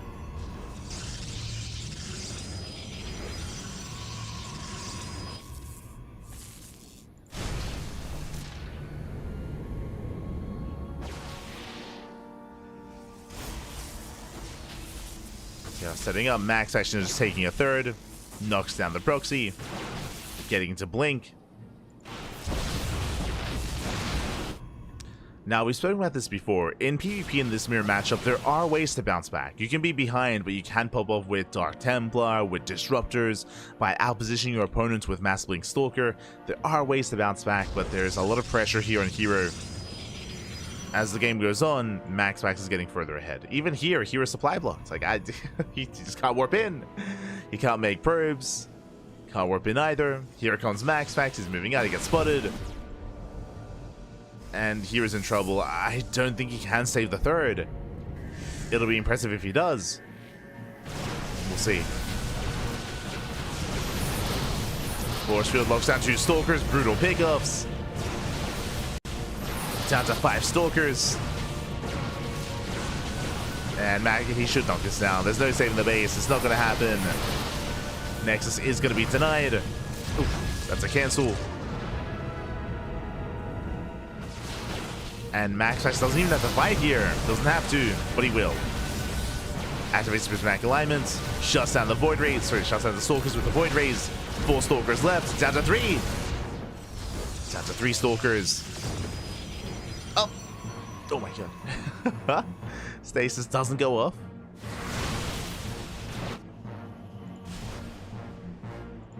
As the Oracle was deflected. Oh no.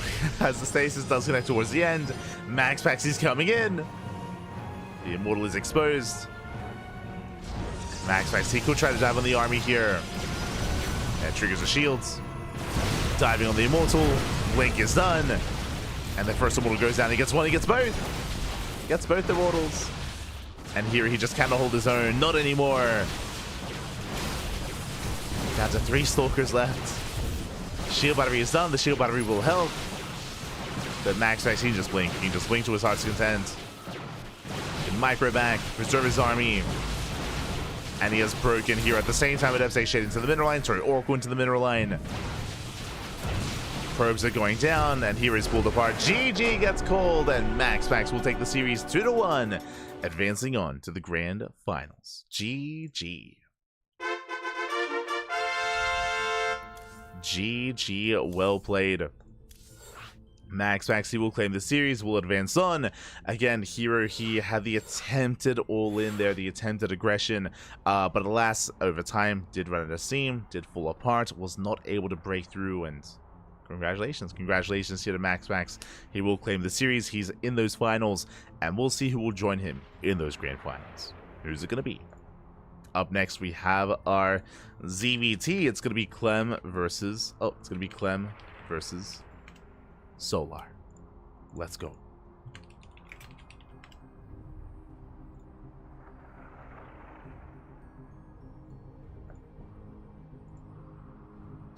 But again, herO, he was just in a rough position after the failed all-in.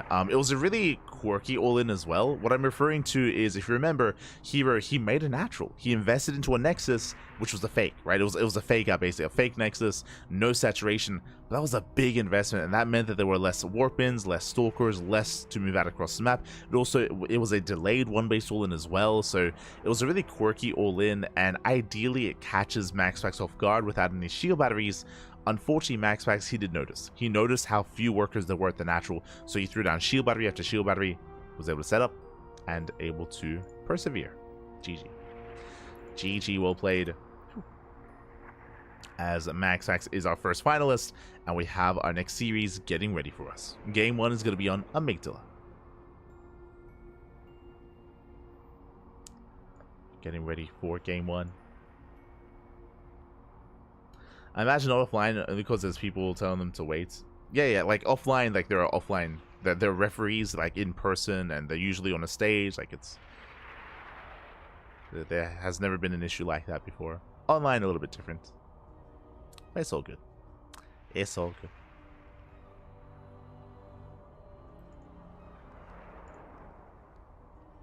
So players are getting ready.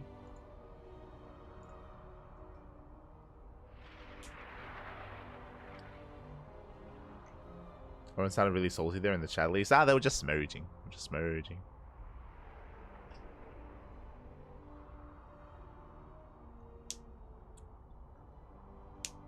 It's all good. There's going to be a lot to talk about during this week's podcast. There was the Eon Blue interview. I'm looking forward to it. I love Eon Blue. Great guy, great guy. We can talk about that. I believe there's the dissolution of the ESL Brackets website. ESL Play is, I believe, being rebranded to Face It due to the acquisition. We can talk about that. There's the roster changes. That's a lot to get into. As always. A lot to get into for the podcast. We'll get there.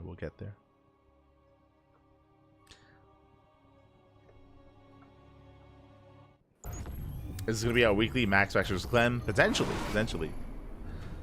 But here we go. This morning, most likely, I'll be honest. This morning in the top right-hand corner of Amygdala, we have our French Terran player, the Blue Terran, representing Team Liquid, the best player in the world, the reigning world champion. It is him. It is Clem. Let's go. And spawning in the bottom left-hand corner, we have his opponent. We have the South Korean Zerg player, the Red Zerg, representing Team Falcons. It is Solar.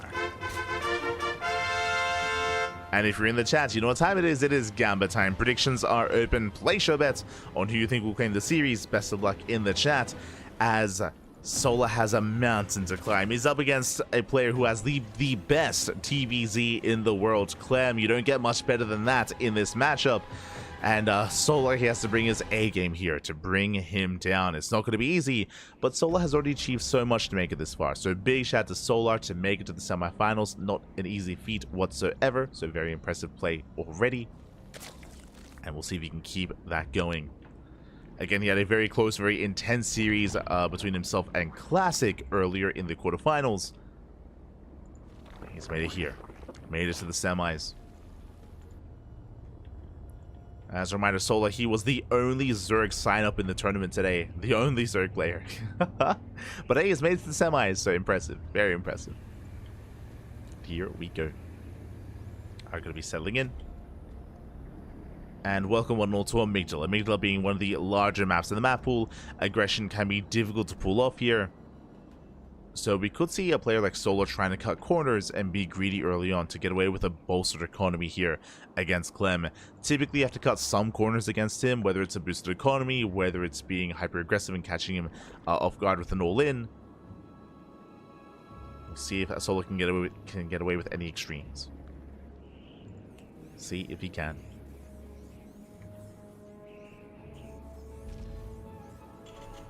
Here we go. Don't worry, we got MaxPax vs Clem again later.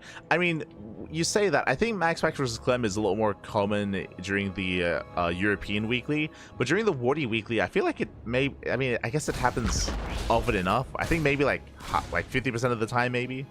Like I feel like we see a lot of upsets when it comes to MaxPax. Like even here this week, herO forced him to the ace match. Like I feel like it's becoming more common to see players like Shin or ByuN or Dark or herO or one of the other players to deny MaxPax a finals, more so than denying Clem a finals.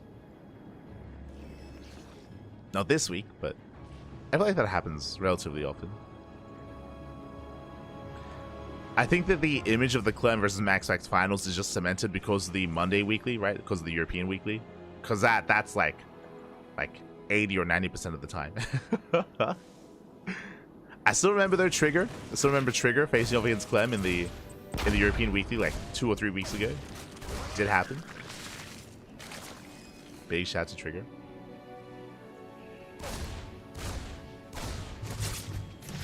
Like, if you remember, it was last week where, I mean, I was naming Korean players, but Skillus, remember, Skillus, he was the one that defeated MaxPax last week and brought him down. It was Nikita. It was popping up.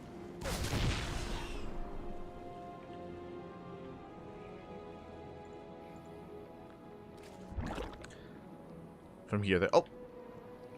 From here, there we are just going to be joining up. Behind this, it's going to be a third TC into a Starport. So 3CC Banshee out of Clem. Very standard play here. Nothing too aggressive, nothing too crazy. Just opening up Hellion Banshee with a third TC. So standard play so far. And we'll see if Solo can keep up with the Hellions, keep up with the Banshees. We do often see a lot of 2-on-1s on the Major Lodge just because it's so much more difficult with the Hellions to get into mineral lines on this map. But despite that, Clem will embrace the Hellions regardless. We'll embrace those Hellions. Oh. Breaking through the Lings. Looking to get into the mineral line, and drones are going to be going down. So far, so good. He gets 3. Did I say 3? He gets up to 4. Up to 5. Another volley goes off. 6 drone kills. 7. And looks like only 7 here as the Queens are keeping up, and the last volley will not go off. 7 drones. 7 drones for 4 Hellions. A better trade for Clem. And he's not done because in come those Banshees. As the Banshee has arrived towards the main.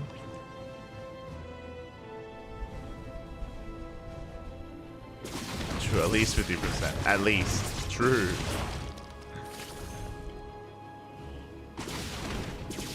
So Banshee dips in.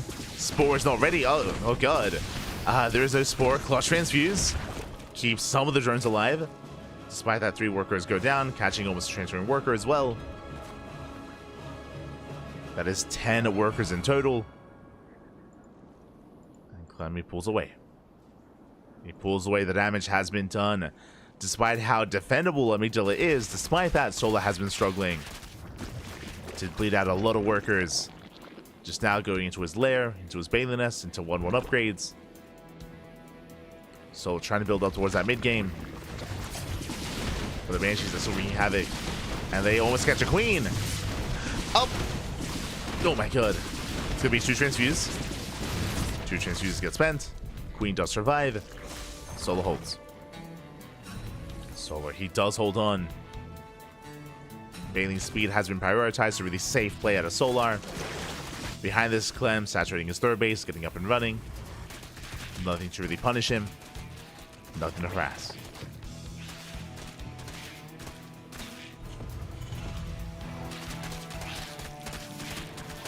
Nothing to harass yet.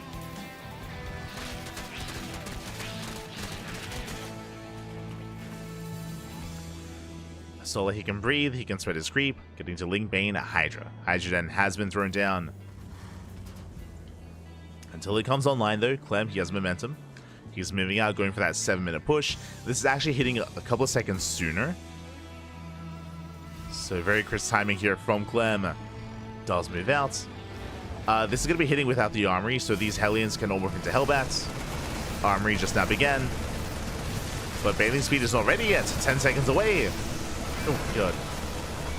Still another 10 seconds. Hatchery getting very low. Does get a transfuse off, but it may not matter. Yeah, the base is going to go down. Massive pick off. The 4th goes down. And Sola, he's falling behind. Is contained on 3 bases. Banshees, they hit the northern 4th. Marines move in. Nice target firing. Gets a Bailing.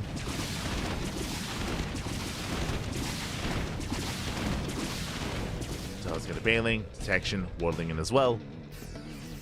Sola, he saves that northern 4th for the time being. There's another cancel. Clem posts forward. Nice tank shot, and here comes the second wave. Here comes the second army. And the Link Bane is already the Queens. He gets 1. Sims in, takes out 1 Queen. Denies the creep. Sola, he has to respond to this. Building Bane does react. Does rotate over. Still a nice catch here for Clem.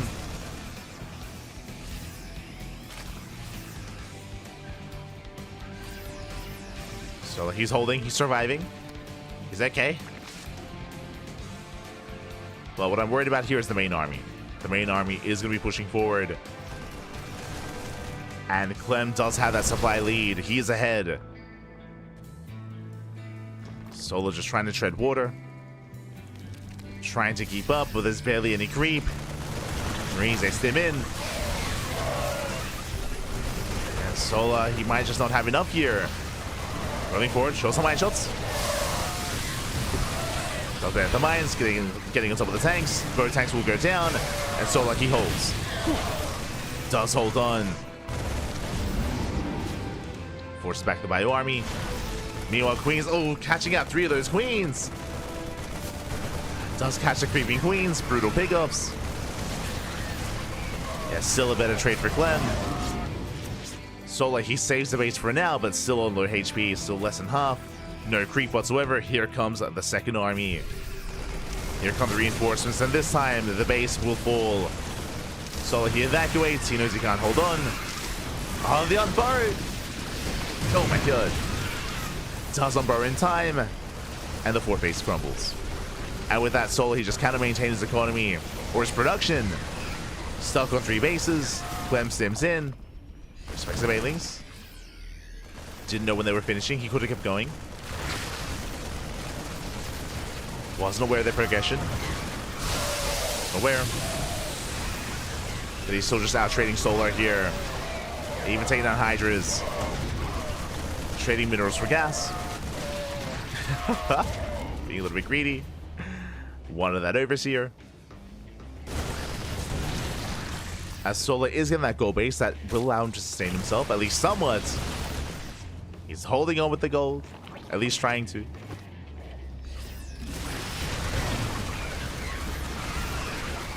But again, these are just trades that Sola can't afford. That's the problem here. He's bleeding out Lings, Banelings, Hydras as well. Clem is just remaxing.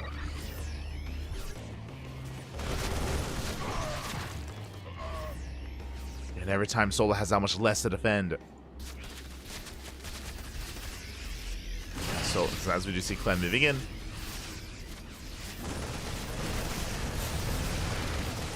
Dustin forward. Oh.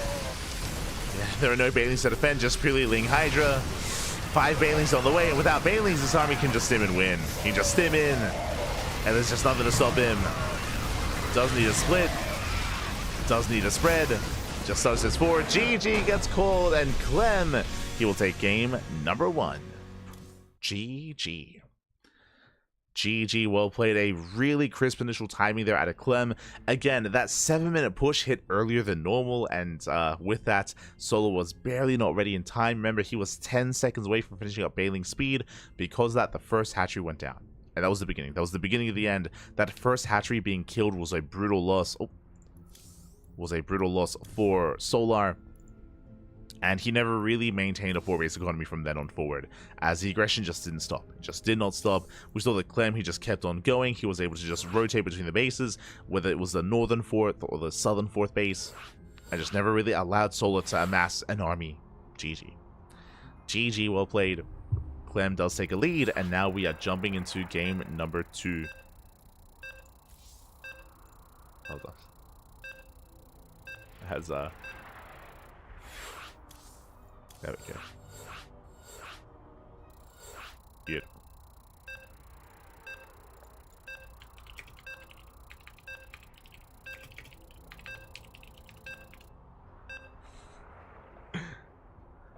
As we are jumping into game 2, it's going to be on Whispers of Gold.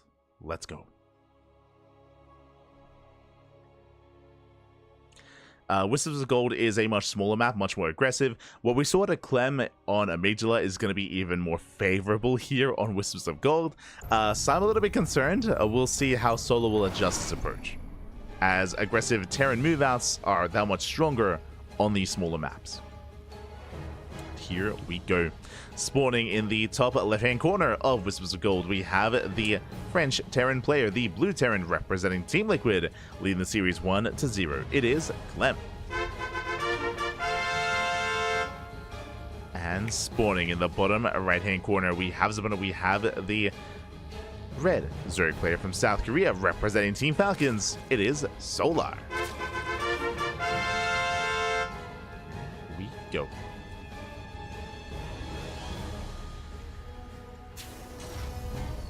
So we do jump into game number 2. And again, welcome on all to Wisdoms of Gold, a much smaller map, shorter rush distance by ground, less defendable locations, and again, these Terran timings here are just so brutal on Wisdoms of Gold. Because of that, we see a lot of roach play. We see a lot of roach play from Zerg players, as that is a safer way to open up and a safer way to play, and especially on a more aggressive map, especially with players like Clem getting involved, it is typically more wiser here to open up more defensively. We'll see if that's the case. We'll see if Solar does play Roach or if he goes Lingbane once again. There's a reason why Several almost exclusively does play Roach. That's just because it's just a really safe way to play to get into the mid game, to get into late game as well. Is a slower style, unfortunately, but has its place.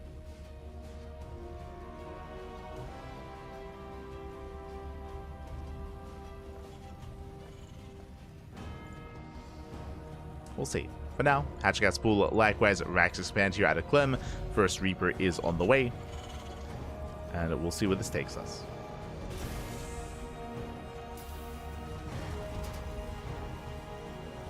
Yeah, I was curious, because I was like, I was pretty sure that we didn't see Clem versus MaxPax at all last week, and yeah, I confirmed.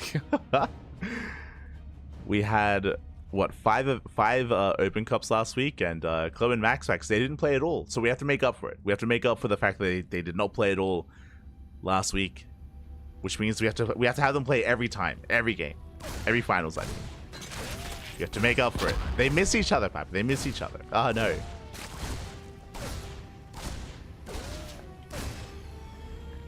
We're keeping them apart.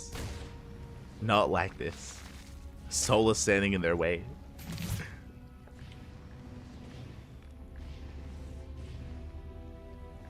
So far behind this, third CC is in production, so 3 CC into Banshee once again seems to be the case for Clem. Again, just a really safe way to play. Very secure.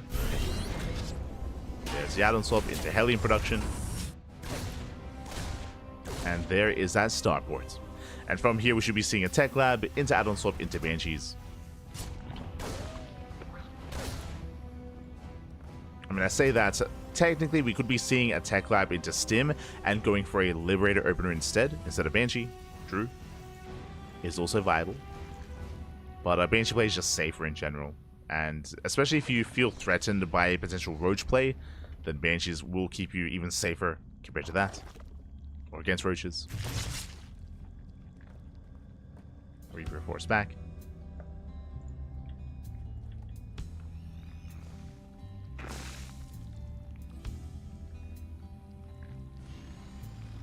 MaxPax, he lost to big Korean names like Nick Rack and Skills. Exactly.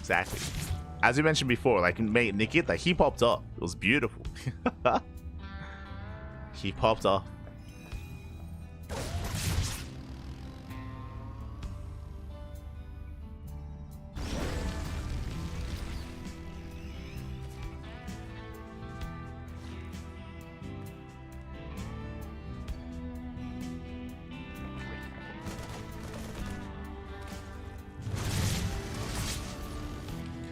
So far, Clem gonna be forced back. But yeah, like I'm pretty sure the stereotype of Clem versus MaxPax is just because of like mainly the European weeklies reinforce that. I could be mistaken. Like maybe it happens like also 50% of the time, but I think it's more frequent in those online weeklies.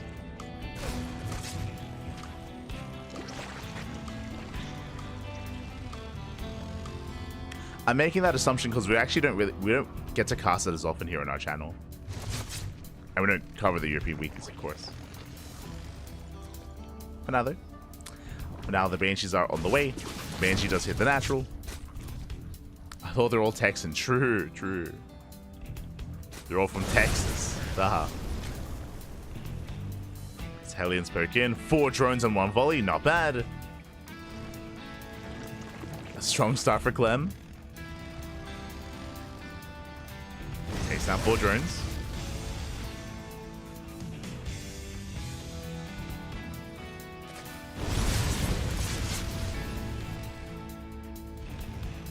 Clem pulls away. Banshees, they hit the 4th. Once again, forcing a cancel. Big moment here for Clem. And remember, just like the previous game, the win condition for Clem is deny the 4th. Deny the 4th base over and over again, and then when it comes to his main pushes, he will just straight up overwhelm, as the Zerg player cannot keep up economically or even production-wise. Once again, takes down the drone, delays the 4th. Hellions, they trade well against the Lings.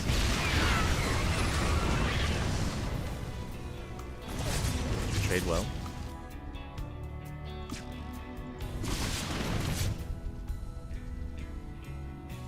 Solo trying to embrace Lingbane once again. No roaches. Lingbane into Hydra.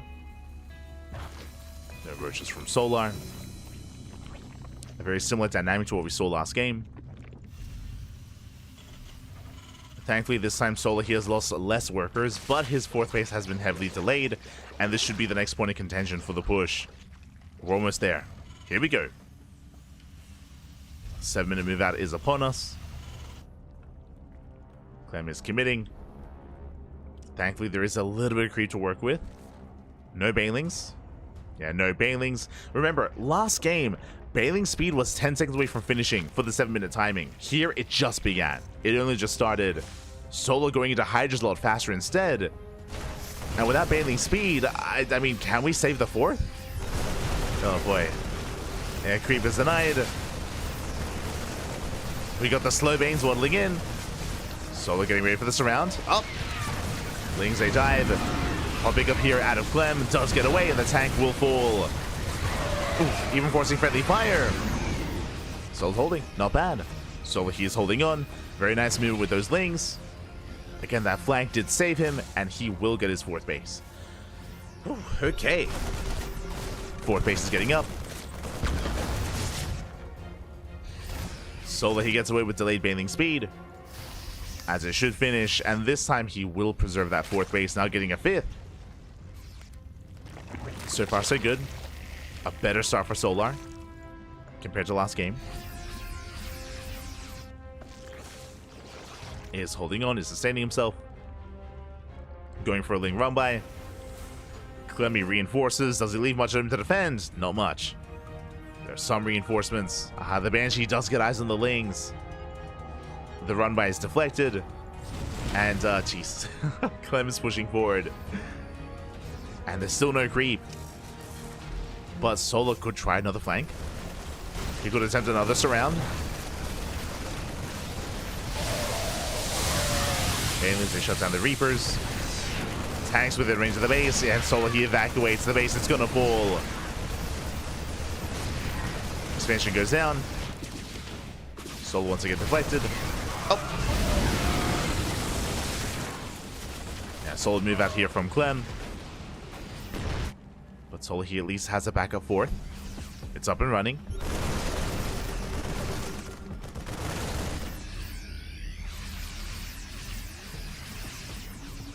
Go.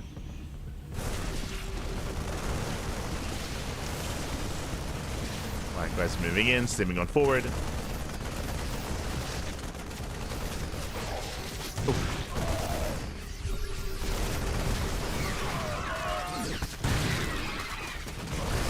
Clan does pull away.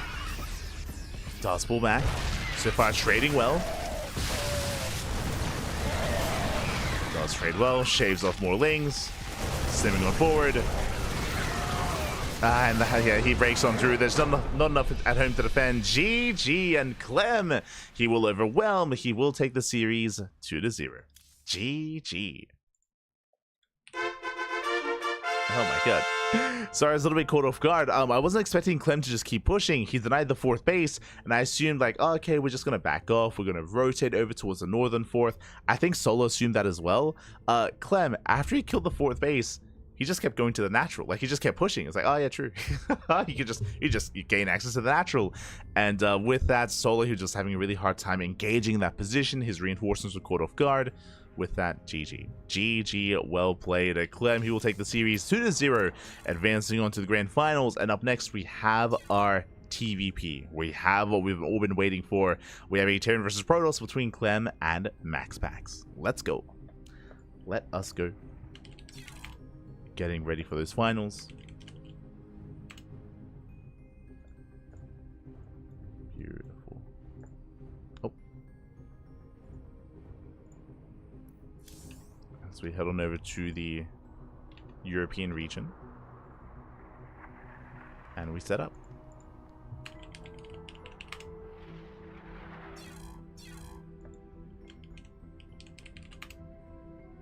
But yeah, it was just an uphill battle there for Solar. Again, when it came to the initial timings, the initial move outs, it wasn't like Clem was doing anything fancy when it comes to his builds. Like, that's what's scary about Clem. It was just really crisp control and really crisp timings more than anything. I mentioned before, but these move outs that Clem's been going for, again, I refer to them as like these 7-minute timings, and they usually hit around like 7:10, 7:20. Clem, he hits at like 650. It's crazy. It's crazy. Like, it doesn't sound like a lot of time, but like those seconds count, and it makes it that much more deadly. And every single time he does move out, he just knocks down the fourth. Like, time and time again, Soul just could not maintain himself, could not save the fourth base either in game 1 or in game 2, and killing the fourth was kind of like the beginning of the end there for Solar in both games. GG. GG, well played. Impressive play there by Clem.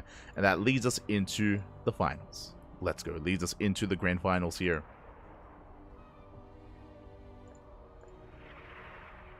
We are setting up.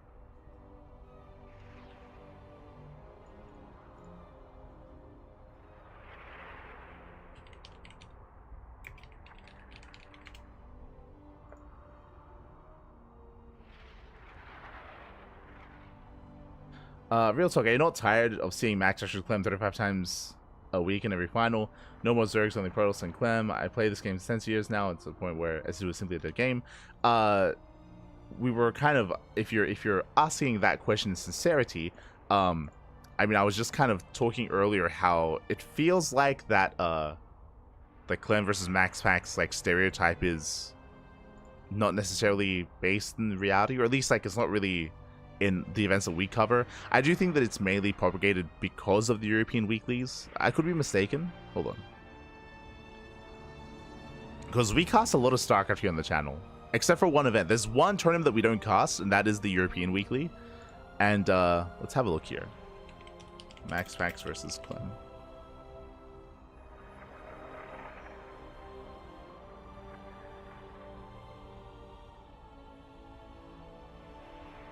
So, we've casted MaxPax versus Clem once this year. That was in WardiTV Monday number 21. Before that, we casted them in WardiTV Monday number 12, and then 11, and then 9. Like 9, 11, and 12 is when we casted them last. Outside of that, we casted them once this year, sort of thing. So, yeah, I mean, it is a problem, I would say, seeing them face off as often as we have. And it was definitely, I think it's, again, definitely prevalent when it comes to, I don't know, end of 2024, coming into the new year. But for whatever reason, we don't see it a lot here on this channel. Maybe because we don't cast the European Weekly, I would assume.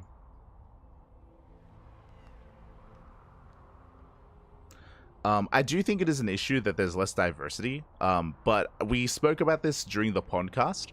I don't know if you listened to our weekly talk show, but the lack of Zerg representation in online tournaments has been an issue since 2020. We were theorizing why people are only now noticing. I think that's maybe the more interesting thing, is that why are people now noticing an issue that's been here since like for the past like 5-6 years. And I think what we came to the conclusion to was just because right now there's a lot more attention, there's a lot more eyes on the Open Cups, on the weekly tournaments, and because now people are watching them a lot more because there isn't an offline event happening, that's kind of like what they see at their forefront. And now it's like, oh, hold on, this is a thing that's happening. this is a problem. And yeah, I don't really know as to the solution to that. Because again, like PvPs and online events have been a big issue. A lack of Zerg representation has been a big issue for a long time. Yeah, it's a difficult thing to try to fix, for sure.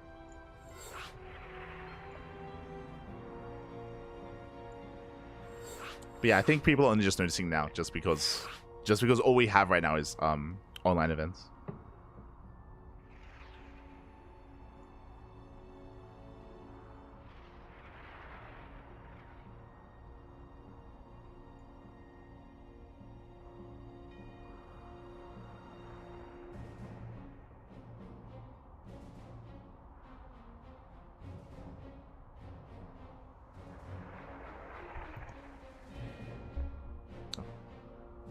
Yes, here we go. We're getting ready for the grand finals.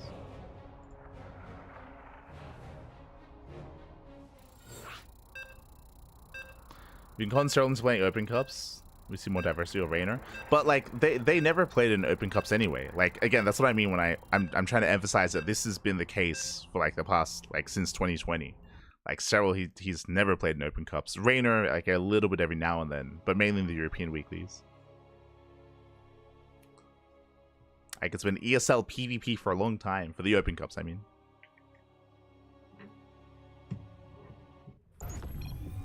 But here we go.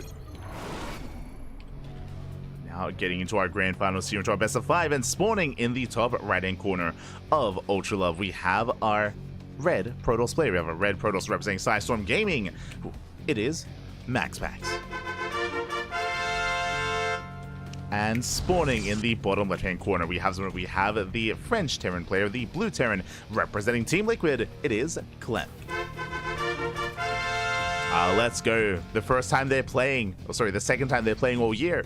But yeah, the last time we casted MaxPax versus Clem here was, as we mentioned, WardiTV Monday number 21, and they also played, of course, in the Little League Cup grand finals. And that's it. That's all they played in. But again, like we don't cast the European weekly, so I'm ready. I'm excited. It's been a while. How do they face off against each other? Oh boy.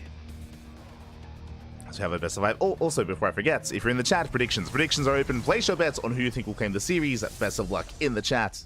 Let's go. Let us go.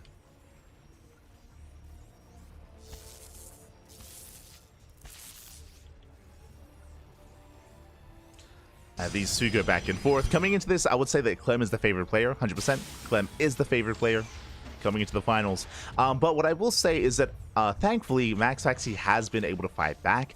It was post-December, or coming into like the end of December, where we actually saw MaxPax having a more competitive form against Clem. I want to say that like EWC and post EWC, Clem was the more dominant player over MaxPax 100%, and it was looking quite terrifying just how good Clem was. But again, in the months preceding that, especially coming into December, into January, we have seen MaxPax fight back time and time again, has definitely been improving against Clem, and that all culminated into the Little League Cup. As of course, MaxPax, he is our reigning Little League Cup champion. True. Did win those finals, did bring Clem down. So right now, MaxPax, he is in form. That's it now. Gets the first probe. First probe does fall. Reaper is zoned away. And we have our opener of choice. A little bit surprising here, MaxPax, he's actually been quite vocal about his disdain for Stargate-based play, but it is a Stargate opener in Game 1. Let's go. Now, this is usually considered unsafe. You can get away with Stargate openers on larger maps like Amygdala, Abyssal Reef, King's Cove. On smaller maps like Ultra Love, less so. This is where it can get a little bit dicey here, just because you're vulnerable to early game aggression. Reaper does dip into the bases and has yet to confirm the tech, but now will. We'll get eyes on the Stargate and on the Phoenix. So Clem is now aware. Back at home does begin the Viking. Viking production has begun. Shot is baited out here by the Shade. And Clem, he will break out. I do apologize for missing Clem's opener, but it looks like double gas opener into a later CC. Okay, we can now focus on our games. Get focus in.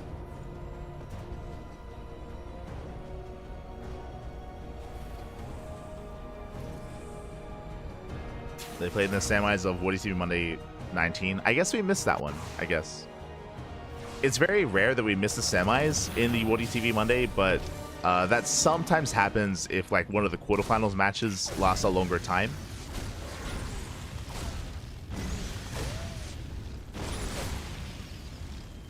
Does happen.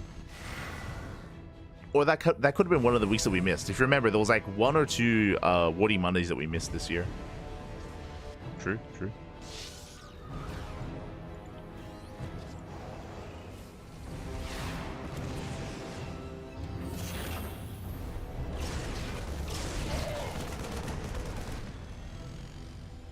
As the Phoenixes, they will try to slow down the push.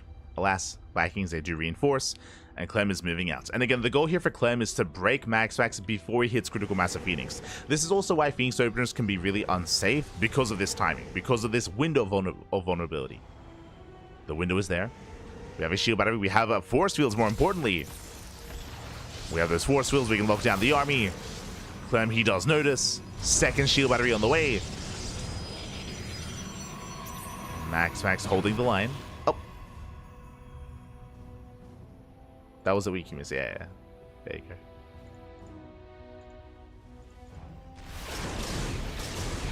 MaxPax catching reinforcements. Takes down a Viking. Gets 1, gets 2. Not bad. Takes down 2 Vikings. Forces the entire army back home. And MaxPax, he holds. He does hold. He does defend. Catching up more SCVs. And forcing Clem all the way back home. 7 SCV kills. And the army does nothing. Again, this is a big investment here by Clem. Going into Mass Viking, into Mass Cyclone, into that move out. And he didn't achieve anything here. And now MaxPax can expand. Now he can expand. He can take a 3rd base. Likewise, building up towards Colossus. The bay is now done. Into Phoenix Colossus. Now, Clem, he did preserve most of his army. Like, he still has a decent force. And he can maybe try to force a cancel of the 3rd. But as time goes on, MaxPax's army is getting more and more terrifying. Especially with the addition of the Colossus. So I'm less convinced here by Clem. Oh, gets a lock on. Does get 1 Phoenix. 1 Phoenix goes down. MaxPax collapsing in. Lifts the tank. Tank does fall. And just Marines left. And these are vanilla Marines. Tank does get dropped though. Tank gets dropped. The Immortals are exposed. Colossus has arrived. Again, a little bit too late. And is there enough anti-air? The Vikings are here for the Colossus. A massive shot's going up. Colossus is going to fall. Got a messy fight here for MaxPax. He does hold. Does survive. At a cost. And again, the Viking are just getting higher and higher. The Colossus are not an issue, but MaxPax does at least save the 3rd base. He's still mining. Still has a greater economy. Clem behind this has yet to expand. There we go. Now on location. A later 3rd CC for Clem, as he has recognized he cannot break MaxPax. It's not happening. He missed that window. He missed that timing. Oh. Force field looking him down. MaxPax playing with fire. Does force the siege. So MaxPax pulls away. Does pull away. Oof. Catching out the Phoenixes. Those are brutal losses. Despite the opener, MaxPax, he is down to 0 Phoenixes. MaxPax doesn't really have much of an army. As he needs more time, going into his Gateway Explosion. We have +1, Charge, Temple Archives, into Archons and Storm.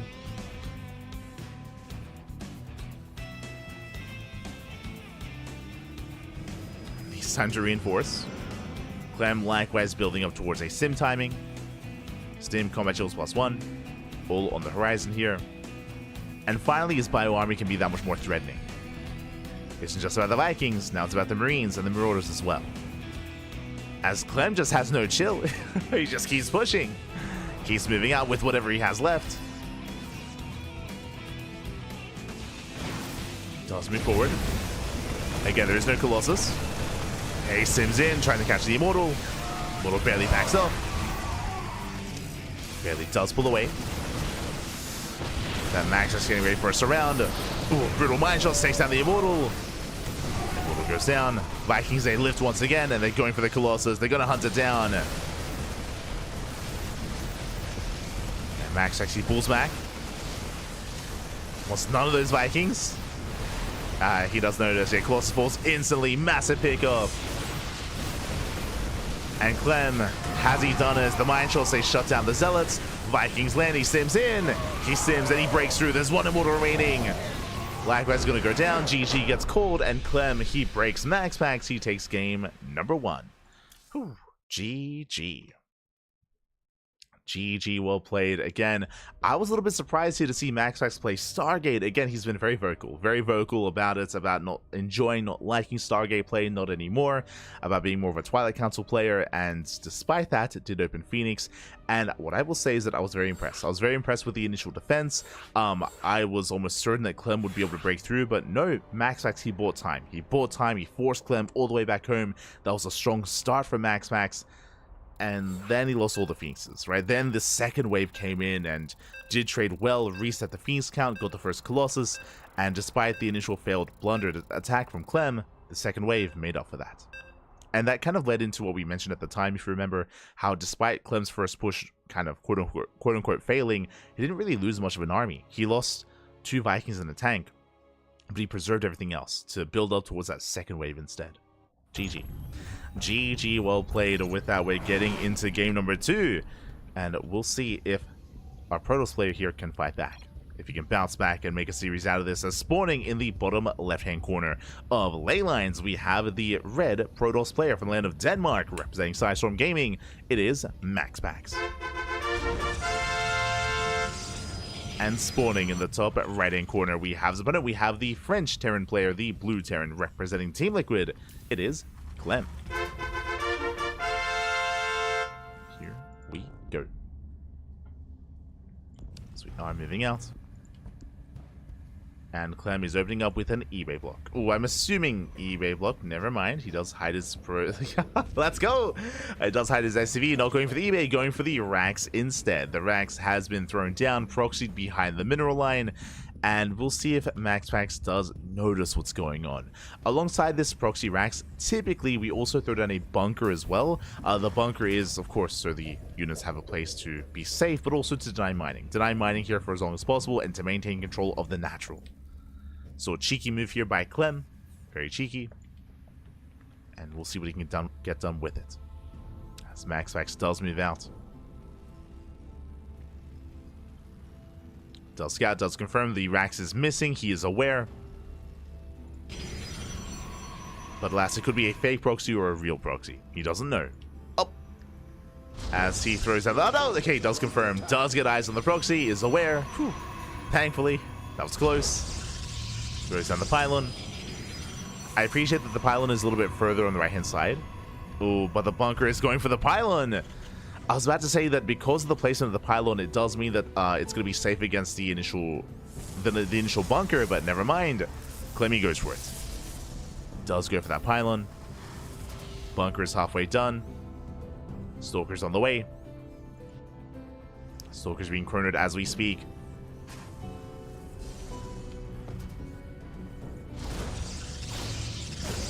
And the last Reaper is going for the probe. Probe gets knocked down. Bunker completes. And with the help of this bunker, I believe it's within range of the shield battery. Yeah, it is within range. Oof. A bit of miscontrol here. The SCV goes down. Yeah, no juggling here by Clem. Juggling. Second Reaper arrives. Shield battery does complete. Reapers, they rush past. The salvage! He pulls it off! No shot. Pulls off the salvage. Gets the hell out of there. That was slick. That was good. For those that are curious, if you remember, salvage can be interrupted if you attack it. One shot and it will be disrupted and you can lock it down. But Clem, he dove into the main ways, lost the Reaper to make sure he got the salvage on. So a very nice distraction. Very nice move. From here, Clem is transitioning. Back at home, we have our factory into Starport, into second Rax. Ooh. That is a brutal loss here for MaxPax. Leads out a Stalker. But he will delay the CC. Worth it. Will attempt to delay. Takes down the SCV. Boys are being pulled. And the Stalker will at least focus on the Widowmine. Oh! Widowmine does fall. Adept comes in. Second Widowmine out of position. And this is getting out of hand. It's getting out of control. Getting 2 SCV so far. Oh. Almost getting a third. Almost getting a third worker. CC does complete. And with that, Clem holds. Oh my god. Clem, he does hold on. Again, a very intense early game here. With the proxy, with the counterattack.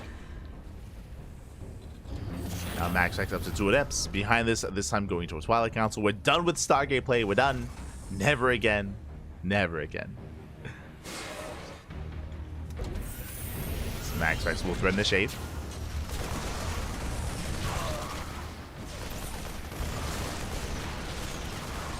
In the shade, Cyclone has arrived, going straight for the Stalker. Stalker goes down, massive pickup. And so will the Adepts. Yeah, very efficient trades here from Clem. He punishes MaxPax. Did overstay his welcome. And MaxPax has that much more pressure on him to get some counter damage done. He's got 3 gates in the main. Just 3 gates. So 3-gate blink. Will soon move out across the map.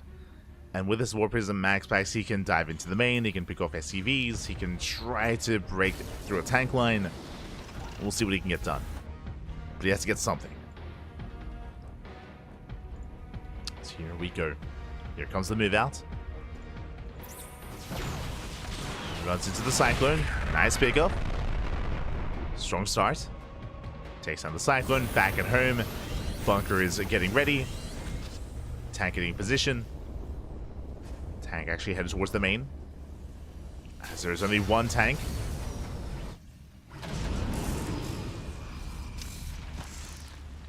I'm just pulling back. Oh! Nice control. Avoids a mine shot. Boys are being pulled. So Clem is holding on. Second tank has arrived. Clem is holding. MaxPax still looking for a way in. It's up to Clem to rotate to keep up with the movement of the Stalkers. So far, pre-pull the boys. He's on those repairs. Likewise, MaxPax rotating into the main. Does rotate in, blinks in, goes for the dive, and will take down the tank. Tank will fall. Nice pickup. Takes down the tank, kites against the SCVs. And so far, very efficient trades here from MaxPax. Showing down more Marines. Oh, 2 Stalkers go down towards the end. But overall, a better trade from MaxPax. He does preserve his army. Still containing Clem. Back at home, getting his 3rd fully saturated. 4th base on the way.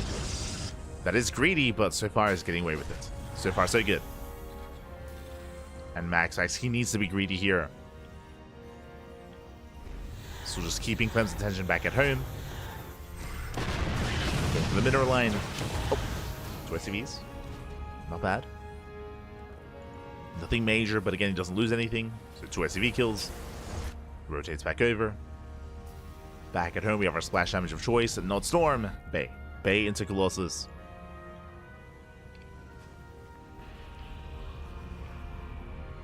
So Colossus production is on the horizon. 4th base about to get up and running. And this is all well and good here for MaxPax, but soon Clem will break out. We're waiting for the upgrade. Stim, combat shields, +1. Concussive shell. It will all soon finish. And when it does, Clem can counterattack. It's going to be up to MaxPax to slow down this push. Speaking of, oh. It's a Marine. Gets 1, gets 2. 2 Marines go down. MaxPax, he doesn't lose the Stalker yet. Oh, the Prism gets caught though. Yeah, massive pickoff. Prism goes down. Now there's no counterattack. There's nothing to threaten Clem. Clem, you can just focus on the move out. And can MaxPax hold on? He has charge, and he has the first Colossus. It's on the way. They'll say dive in. Nice force fields. They get on top of the tanks. Tanks will fall. Clem starts stepping forward without that tank though. He has to back off. Pulls away. And here comes that Colossus. So Rumbai does late reinforcements, and MaxPax, he saves the 4th base. He holds on. Oh god! Does survive. Likewise, MaxPax, he confirms the 3rd CC. And raises him to expand. And now suddenly MaxPax has gained map control. Let's control the map. He's up to 2 Colossus. I'm going for a drop. Does unload. Does unload to reinforce. MaxPax pulling away as he distracts the main armies. They'll hit the mineral line. And they go for the SCVs. Ooh. They try to. Clem, he keeps up. Nice movement by Clem. Shuts down the Rumbai. We have another Rumbai on the way. MaxPax is going to have to back up from here. He's somewhat trading well, but doesn't have much support. Yeah, he has to pull away. Has to pull back. Colossus were looking very vulnerable. One of them almost taking hull damage. It's still very tense here between the 2 armies. MaxPax getting a 5th. Clem, he breaks out with a double drop. Does break out. Takes down the pylon.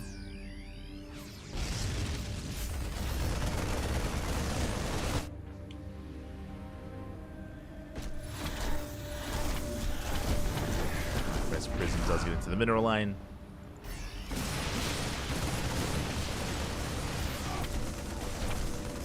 And so far doing well. Warping into the main as well. 6 SCVs. Takes down 6 workers. Goes for the warp in. Distracting Clem. Dragging him back home. No more zealots here towards the 3rd base. And Clem, he races back. And this is giving MaxPax more time. The 4th base, or the 5th base now getting up and running for MaxPax. Getting fully operational.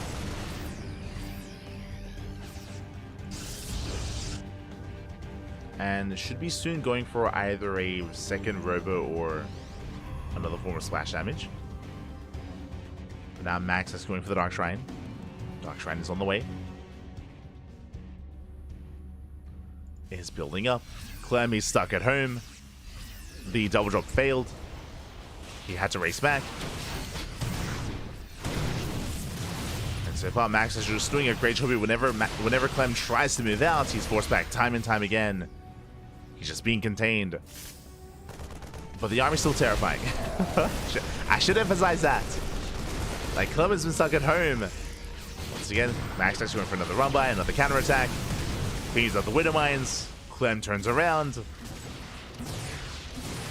Like, every time it looks like Clem wants to push, like, he's just forced back. Every time.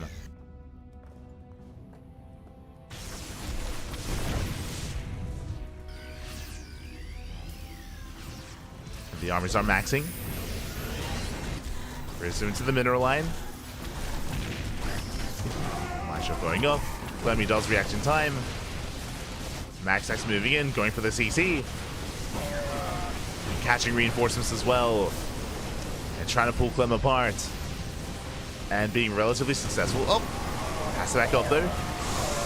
Clem is going to commit. And he will clean this up. The Colossus is going to be going down. MaxPax, he overextends. He should not have been here. He pushed too far in. At the same time, though, he gets the mineral line. 22 SCVs.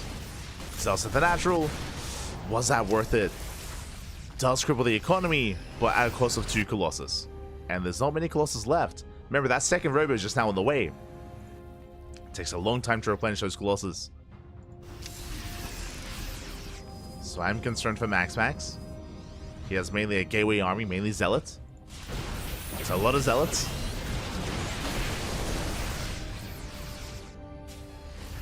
Here he pulls away. Going for another Zealot run-by. Again, he's always got a run-by ready to go. Always sending one out.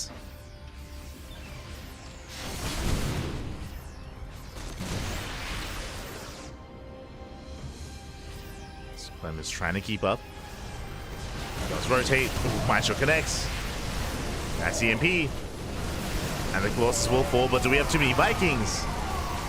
Colossus goes down. Destructive production has begun for MaxPax. Getting ready for those Novas. DTs, they hit the field. 8 SCV kills, not bad.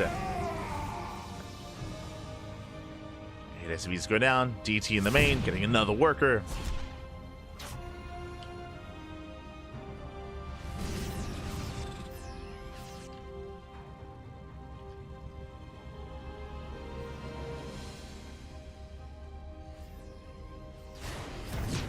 Does get another up to 12 SCVs. Clem just wants to move out. Like this entire game, he's just perpetually stuck at home. The run buys, they don't stop. They do not stop. And again, Max is just buying enough time here for now disruptors. Disruptors, they have hit the field. Novas are available. Viking. Nice concave here from Clem. There goes up, decent connection. Nice splits here towards the end. And Clem will chase him down. He sims in. As he sims in, Zelsa hit the mineral line. But Clem, this time he doesn't turn around. He's like, I'm done. But we just commit. We send it. He sims in. Rushes past the base. Chasing down the main army. Going for the production. Again, Clem, he's free, he's unbound, he's unbroken. We're done defending. Send it, Pappy. Never goes up. Doesn't connect. It doesn't connect in time. Celsius try to collapse in. On the flank, Nova. Oh my god. Forces the lift up. Nice movement there by Clem. Sorry, by MaxPax even. Clem does boost away. Does boost away. We do get the recall.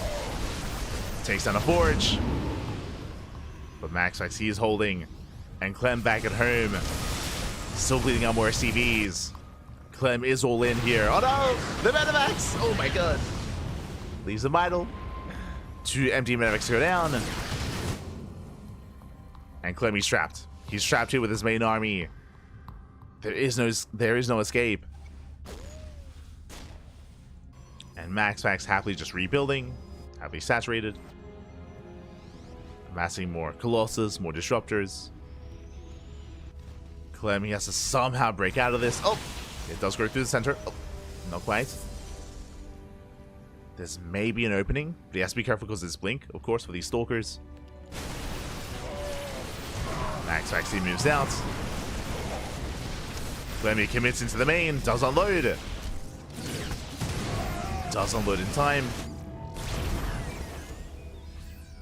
Max has come into the counterattack. Hits the third base. Oh. Does hit the third. Trying to catch out the army. Back in the main. We do see the Clem is going to be cleaned up. And Clem, he's just running out of steam here. And MaxPax, he was just so aggressive this game. GG gets called. He gets broken. And MaxPax, he will tab the series 1-1. GG. GG, well played. MaxPax playing very well here, just hyper aggressive. And again, because of his aggression, he was able to mass expand as well. We spoke about the faster 4th base. We spoke about the faster 5th base as well. MaxPax, he could afford to replenish the zealots he was losing. What's important is that he was mainly losing only zealots. So playing very well there. And with that, GG. GG will play, just containing Clem time and time again. Just could not move out. By the time he did, he was all in. By the time he did, he was just forced into an all in, and he did not do enough. With that, we have a series. We have a back and forth. Let's go. Let us go.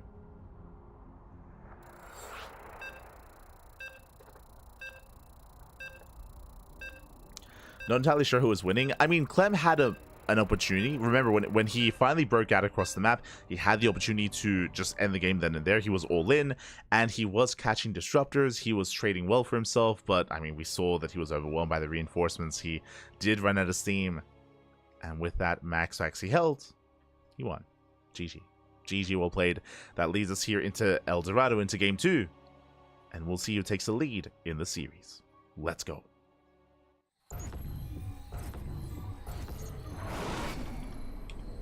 Let us go. As spawning in the bottom left-hand corner of El Dorado, we have the red Protoss player, the Danish Protoss representing Psystorm Gaming, tying up the series 1-1. We'll see if he can extend that lead and keep up that momentum. It is MaxPax. And spawning in the bottom right-hand corner, we have as opponent, we have the French Terran player, the blue Terran, representing Team Liquid. It is Clem. Here we go.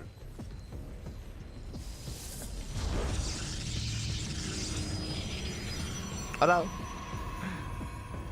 As we are settling into game 3. As a reminder, this is a best of 5, so we have plenty more games ahead of us, plenty more games to come. We go. We'll see who does take a lead. As welcome 1-0 to El Dorado, one of the more quirky maps in the map pool. You can definitely approach this in a couple different ways. You can expand away from your opponent or expand towards your opponent and mine through those minerals and rush into a greater economy with these gold bases. Now, as a result, likewise, short rushes by air as well. Short rushes by air. We have seen some Protoss players actually rush into Skytos successfully here in PvT. That has occurred, that has happened. And MaxPax is one of them, but I don't know if that's something he's going to be relying upon here against Clem. It would be a risky decision to go for. So we expect standard play into the mid game. We'll see. Keep an eye on MaxPax. Again, he did play with a very low gas style last game. There's a reason why he was stuck on one robot for so long. I was concerned by that fact, by the way. But it is because he skipped his gases, and that's why he was reinforcing with mainly Zealots. And he was only losing Zealots, really, as well. Like, Zealot drops into the main, Zealot drops into the natural, Zealot run-bys at the third base. Just a very cheap army from MaxPax, just non-stop run-bys and drops. Did work out well. This time, we're setting up for a proxy. Let's go. Pylon has been placed. Clem opening up double gas. Delayed CC from Clem, going for a faster factory, going for faster tech. So much more aggressive start. Likewise, MaxPax proxy gates. Gateways proxied. And this is going to be an interesting dynamic. So ideally, if Clem was opening up economically, then MaxPax could punish that and could delay and maybe even cancel the CC. Unfortunately for MaxPax, the CC is on the high ground. The CC is on the high ground instead, so it's very safe, very secure. We'll see if MaxPax can still overwhelm as he's building up to 3 gates. And we could even see a 4th gateway behind this. Gateways are building up. Adept moves out. We'll shade in. And he's just going to be checking for the first time here again. There's no CC on the low ground. If there was, he could delay. But there's no setup. It's in the main.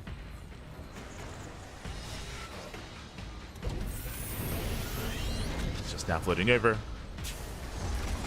And so far, the safe play of Clem is paying off. So far. Likewise, just shut down the first Adept. Very nice catch. MaxPax reinforcing. And can he catch out that Cyclone? Barely does miss it. Does move out, runs into the Marines. That Marine's going to be falling. Cyclone races back home. So far, nice pickoffs. Cyclone does lock on. Yeah, good control here by Clem. Takes down the Stalker, takes down the Adept. Let me shutting this down. Up. Pulling back. Tank has arrived. Clem was going for his own tank push, his own tank drop, actually. Clem was being hyper aggressive, but now he's forced to be defensive. He's forced back.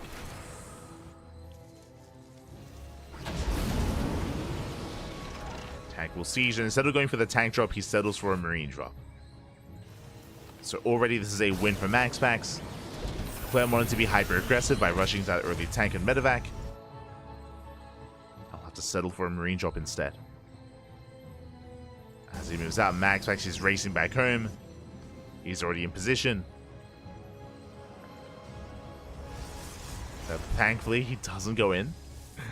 Holds on to that boost. Does boost away.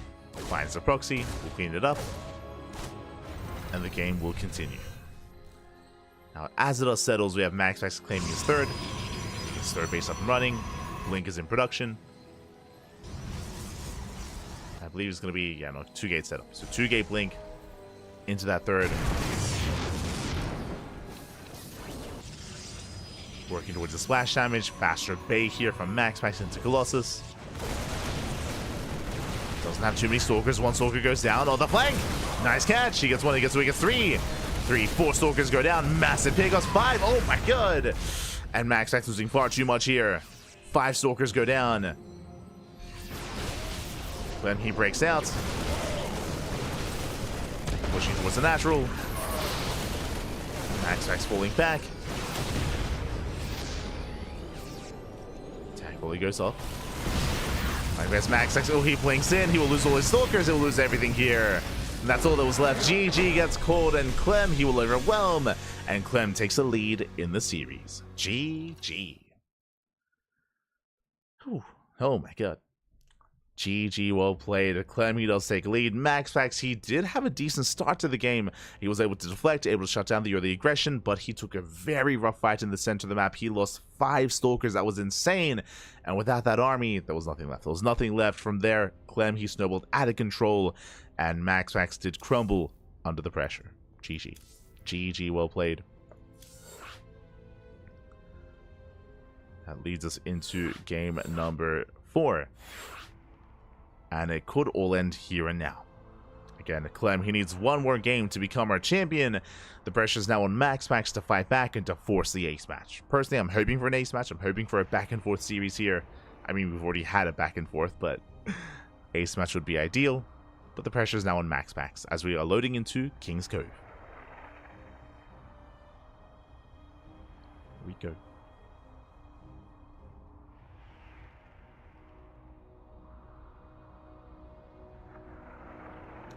We go.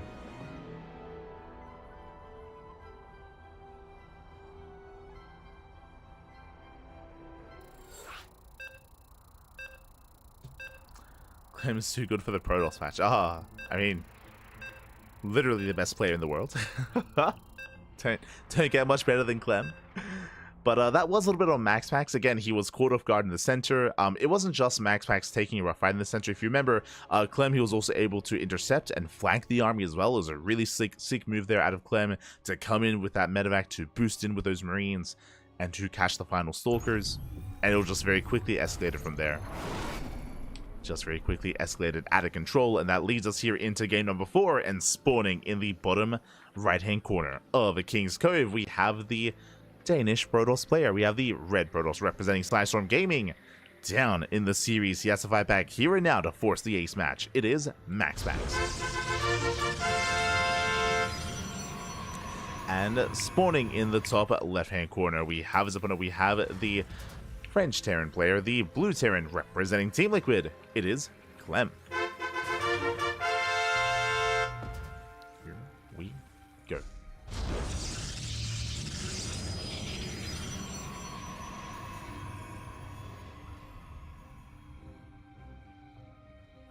As welcome one and all to King's Cove, one of the larger maps in the map pool. Because it's so large, I'm expecting more economic openers here out of our players. I know that MaxPax did struggle with Stargate play in game 1, but Stargate play is going to be more viable, more accessible here on King's Cove. So if MaxPax wanted to go back into Stargate, would make a little bit more sense here, but we'll see. We'll see. I know it was a rough game 1, and may not want to repeat that again. As only one gas. So single gas opener racks into expansion. Economic start out of Clem. It's going to be opening up more economically, which again makes sense on a large map like King's Cove. Likewise, MaxPax gate into Cybercore into Nexus. No proxies, no cheeses, not this time. I'm most curious by the tech of MaxPax, whether he goes for a Stargate or a Twilight Council. That's what I'm most curious by here, as we get in towards a longer game state. Likewise from here, Clem can still head into a Weird Mine drop, is going for the Reaper, so we'll get some scouting information. We'll be able to move out.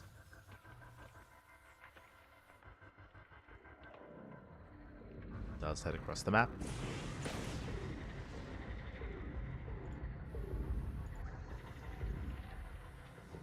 MaxPax getting ready.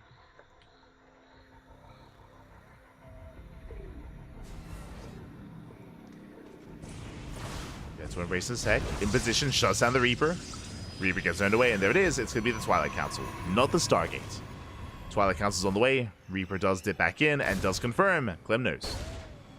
Clem spots the Twilight Council, is aware of the blink, aware of the opener, and gets away as well. Nicely done.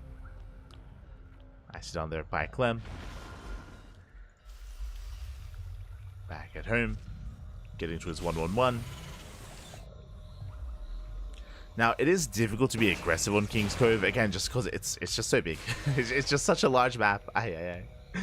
Hard to be aggressive, so we'll most likely be headed towards a longer game state, into a 3-base economy, into the mid-game, which we haven't seen too much of. I know that we had maxed out armies on ley lines, but it was a very different dynamic where, despite being maxed out, Clem was all in, because he was just delayed and contained for so long. Here, we could see more of a back-and-forth mid-game instead. We'll see.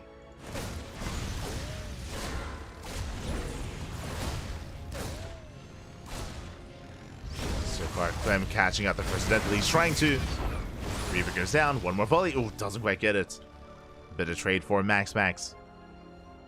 Forces back Clem. Behind this, MaxPax going for his second gateway. Oh, my apologies. Going for his third gateway, actually. So 3-gate blink. 3-gate blink into a third base. Rover's almost done. With that, we can head into a War Prism and move out across the map. And there is Prisms on the way, and MaxPax is moving out. He's going to be more assertive, more aggressive. Not an all-in, but aggression nonetheless. We'll see what Clem gets done. We'll see if he can hold, survive, and this time break out and get his third and get his fourth without too much issue. Now working on his tanks.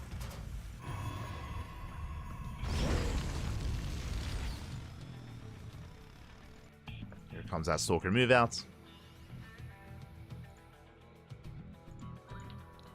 Then he does at least confirm the timing of the Nexus. Is aware of the third base. Despite that, is he ready? Back at home, there's a tank. Sorry, there's a bunker at the natural. There is a tank in the main. Second tank is on the way. Decent Sim City. Stim is exposed. MaxPax, he sees Stim. Oh, blinks in. Blinks into the main. Going for the tank. Just try to, but last the tank does survive. So far, so good. Clem does hold. MaxPax, he pulls away. He reinforces. He can try to head for the mineral line. Go for the add-on instead. And additional tank production is going to be denied. Going for combat shields. Blackwire's going to get picked up as well. No, barely will live. Oh, it's going to be close. Can he get it? Trades with the Marines. And with the repairs, it looks like Clem, he will hold. He will save the tank lab. Forces the army back. Tank is repositioning. MaxPax still threading those tank labs, but won't get them. Yeah, he will not get them. Whew. At the same time, auto charge across the map. They get 4 probe kills. As there was some Raven harass. Raven still active. MaxPax, he rotates. But is denied. Clem defending well here. Saves the add-ons, saves the tanks. Lost what? Lost 2 SCVs. And a depot. Catches the Observer. Observer goes down as well. And from here, Clem can now freely expand. Third CC's on the way, building on more ByuN. I thought it was risky that Clem had gone for an earlier add-on swap into Widow Mines out of tanks, but hey, he got away with it. Did get away with it in the end.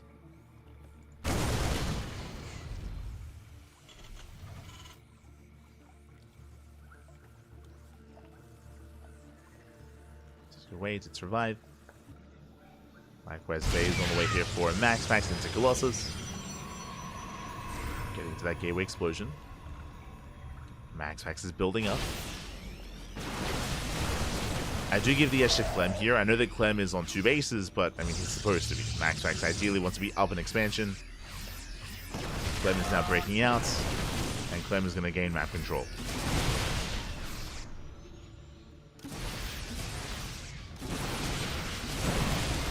Does force MaxPax back. MaxPax ready for his own Zealot round by. Let's go. He's getting ready.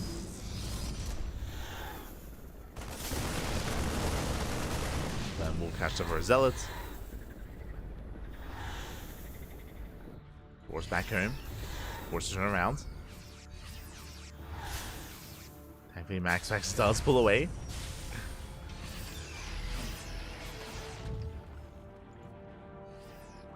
Does pull back in time. Once again being annoying here, and we'll see if he can once again delay the push here from Clem. Zel's getting some damage to delay some reinforcements. But Clem is moving out. Yeah, Clem he commits. Is gonna push back at home. What do we have to defend? We have one Colossus. A couple of Zealots. Clem still has a terrifying army. The Prism gonna be hunted down by the Viking. And now there's nothing keeping Clem back. The Prism did fall.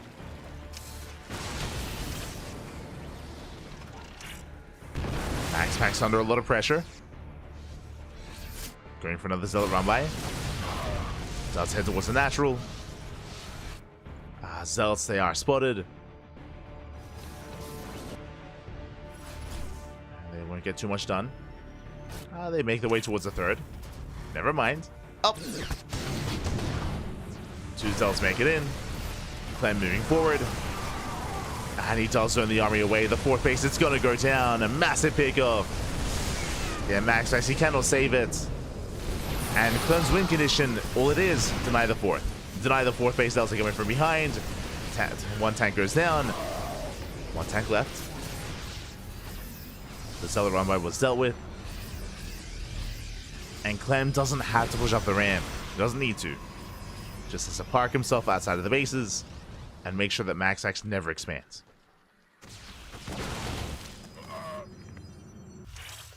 Fourth CC now on the way. Clem, he does actually completely back off. Playing it safe. Races back home. And Clem already has a lead. Like, he has a massive advantage. I mentioned before that ideally the Protoss wants to be up a base. That is not the case here. We're even on bases instead. And Clem is going to be the first to max out. MaxPax setting up another run by. War Prison's being rebuilt. And ideally, MaxPax, whenever the next move out occurs, he's able to get into a mineral line, wreak havoc, and force Clem back home. Again, similar to what we saw on ley lines, but this map is just so large. It's so much more difficult here to maintain map control and to move out with these run-bys. MaxPax still stuck at home. Oh. Hello? Oh, no! Didn't he leave earlier? Am I crazy? Yeah, there we go. No. Feels bad, man. Shout out to Sub-Zero. He is, I believe, the caster for 3D Clan. It is unfortunate. Hopefully everything's okay. And if there is an ace match, hopefully he's able to clear things up and join us for the ace match as well.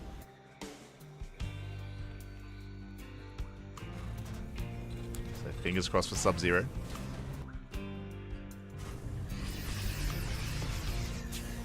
Clem is max, establishing a fourth. MaxPax gearing up for that run by, for that drop.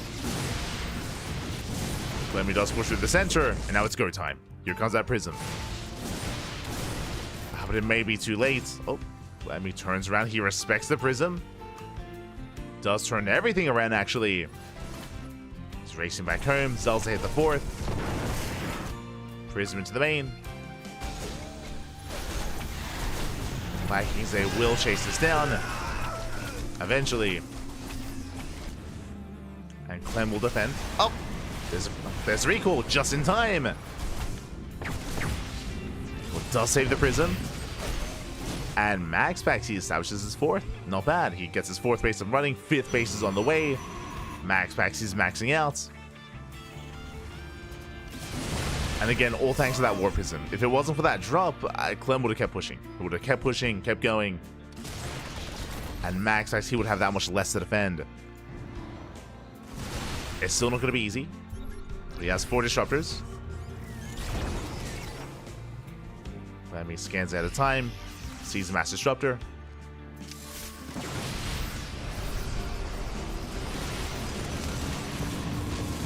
Oh. Moving in. Steering forward up. There goes up. So far avoids the Novas. Nice play here by Clem. Yeah, it does avoid them. Stins on in, takes out the final Disruptor. Up. And without these Novas connecting, Clem can just keep going. He can keep pushing. Just only MaxPax away from the fourth base. Up. Novas a reset. Not bad. Leaves out one Disruptor. And bleeds out a Disruptor. Colossus falls as well. The Vikings, they reign supreme. Nice Orphan though, coming in from behind, and they force the pick up. MaxPax barely holding on, but did lose every single Colossus. Colossus count was reset. Oh. MaxPax fighting back though. Forcing Clem to retreat, saves his fourth base, getting his fifth base up and running. Needs a little bit more time. Up. The splits though. Does split. For the most part avoids the Novas, stems in, takes down another Disruptor, massive pickoffs. It takes down 3 Disruptors. This is what, 2 Disruptors left. MaxPax now has got 3 Novas. 3 Novas available, making 2 at a time. Prism across the map. Ooh, massive connection. Oh my god! That was like 5 ghosts! Okay, we're back in this. We're back in this. 1 Nova, sometimes all it takes. 1 Nova in a dream. Now there's only 1 ghost. 1 ghost remaining. Another Nova connects. Bio army's being thinned out. Vikings forced to land. Is it enough though? It's just too much. GG gets called. Clem, he breaks through, and Clem, he will take the series 3-1. Becoming this week's WardiTV Monday champion. GG. Whew. GG, well played. The Novas were getting good, but despite that, we had the greater CranKy. Vikings did land, Disruptors were going down, and there wasn't enough there to support those Disruptors. Was just a little bit too much to handle. GG.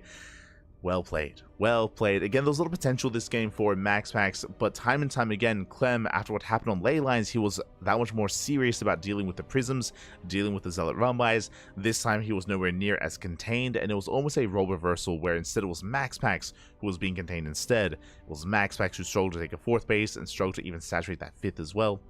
GG. GG, well played. Clem will take the series and is this week's champion. Congratulations. Congratulations. Clem will take it. And my condolences to MaxPax as he does fall. But regardless, made a great series out of it. Did make a great series out of it.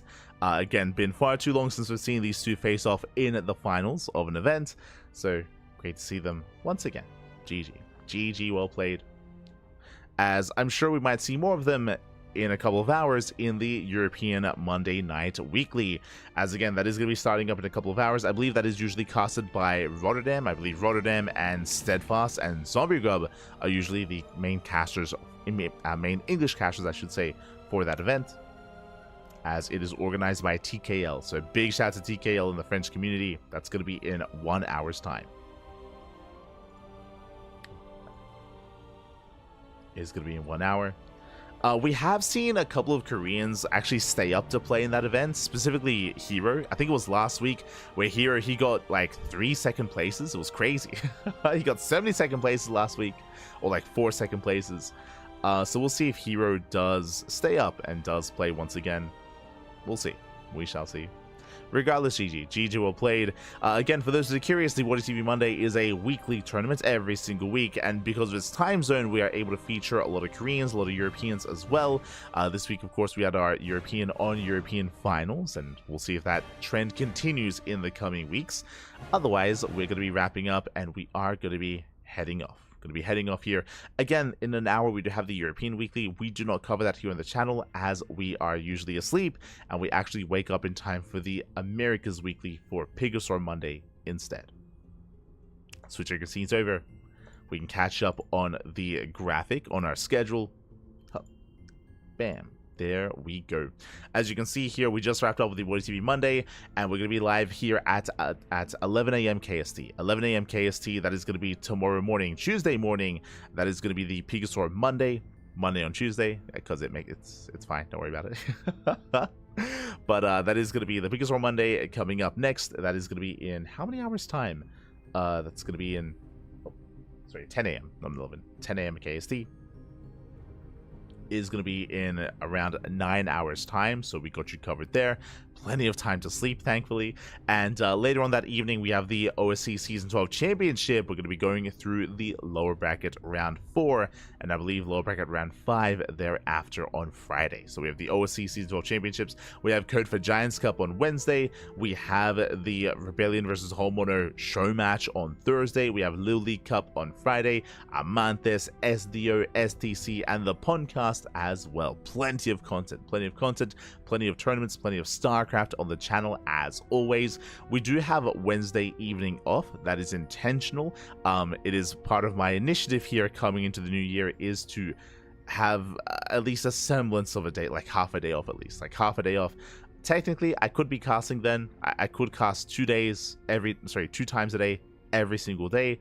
And for the most part, that's what our schedule is. But Wednesday evening, we're at least keeping that off. We're going to try and keep that off. And we're going to be streaming on our personal channels instead. Going to be streaming. Likewise, Sunday morning is currently free, but I am getting something ready to try to fill that void, so don't you worry. Plenty of content, plenty of StarCraft. Again, we are slowly wrapping up the OSC Season 12 Championship. We'll do so over the course of February, and we have our regular events as well. Plenty of content, plenty of StarCraft, as always here on the CranKy Ducklings. We at least have 1 cast a day every single day, usually 2 casts a day. So plenty of content, plenty of StarCraft. You can of course check us out. If you cannot watch anything live or something that you see here live on Twitch or on YouTube, you can follow us and watch the VODs on YouTube instead. !socials in the chat. We upload to YouTube on a daily basis, so plenty of content, plenty of VODs on YouTube, so you can check us out there if you wish. Otherwise, thank you. Thank you for watching, thank you for tuning in, thank you for the support as well, for subscribing on Twitch, or becoming a member on YouTube, or for even becoming a patron as well. Thank you. Thank you so much for your support. We do appreciate it. Again, we've been getting a lot of support over the past couple of months, more than we have in years on Patreon, so thank you so much. We really do appreciate it.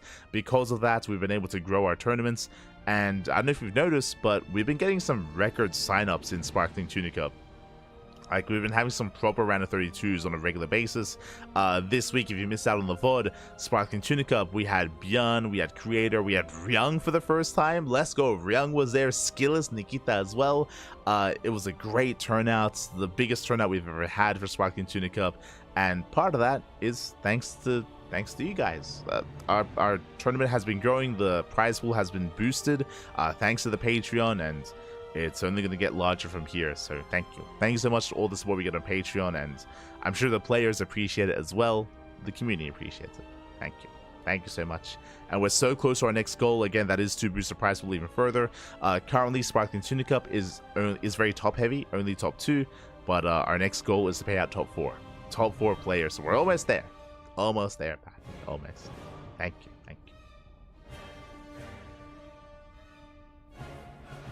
Brazilian tournaments, siempre, papi, always. Let's go. Finish him. I see what you did there. Emil, Emil. Este Emil. It's catching up. But yeah, otherwise, with that, thanks for watching. Thanks for tuning in. Thank you for all the support. We do appreciate it. And we are going to be heading off here for the evening. Again, our next cast should be tomorrow for Pikasaur Monday, or OSC Season 12 Championship in the evening. So depending on your time zone, you can tune in, you can check out whatever we are covering, as we're always casting something here on the channel. Drop by, check it out, tune in, enjoy the StarCraft. Otherwise, thanks for watching. Stick around, we're going to be giving another StarCraft streamer a raid. Who is live at the moment? Who can we send everyone over to? Let us find out. I think Sal may have woken up, question mark. Let's have a look here. Nope, never mind, he's still sleeping. Never mind. Sal is asleep. We have, I know Hearthstone was casting. Wardy, of course, was casting. Do we see anyone online here? No one that I'm familiar with. So we're gonna gamble. we're gonna roll the dice. We're gonna find someone to raid, someone that potentially we have never raided before, and yeah, give him a chance. Give him a chance. Give him some love. Give him some support. I'm sure it's gonna be a great time. Check him out. With that, thanks for watching. We'll see you guys next time. Until then, hasta luego. Ciao, papi, ciao. Hasta luego.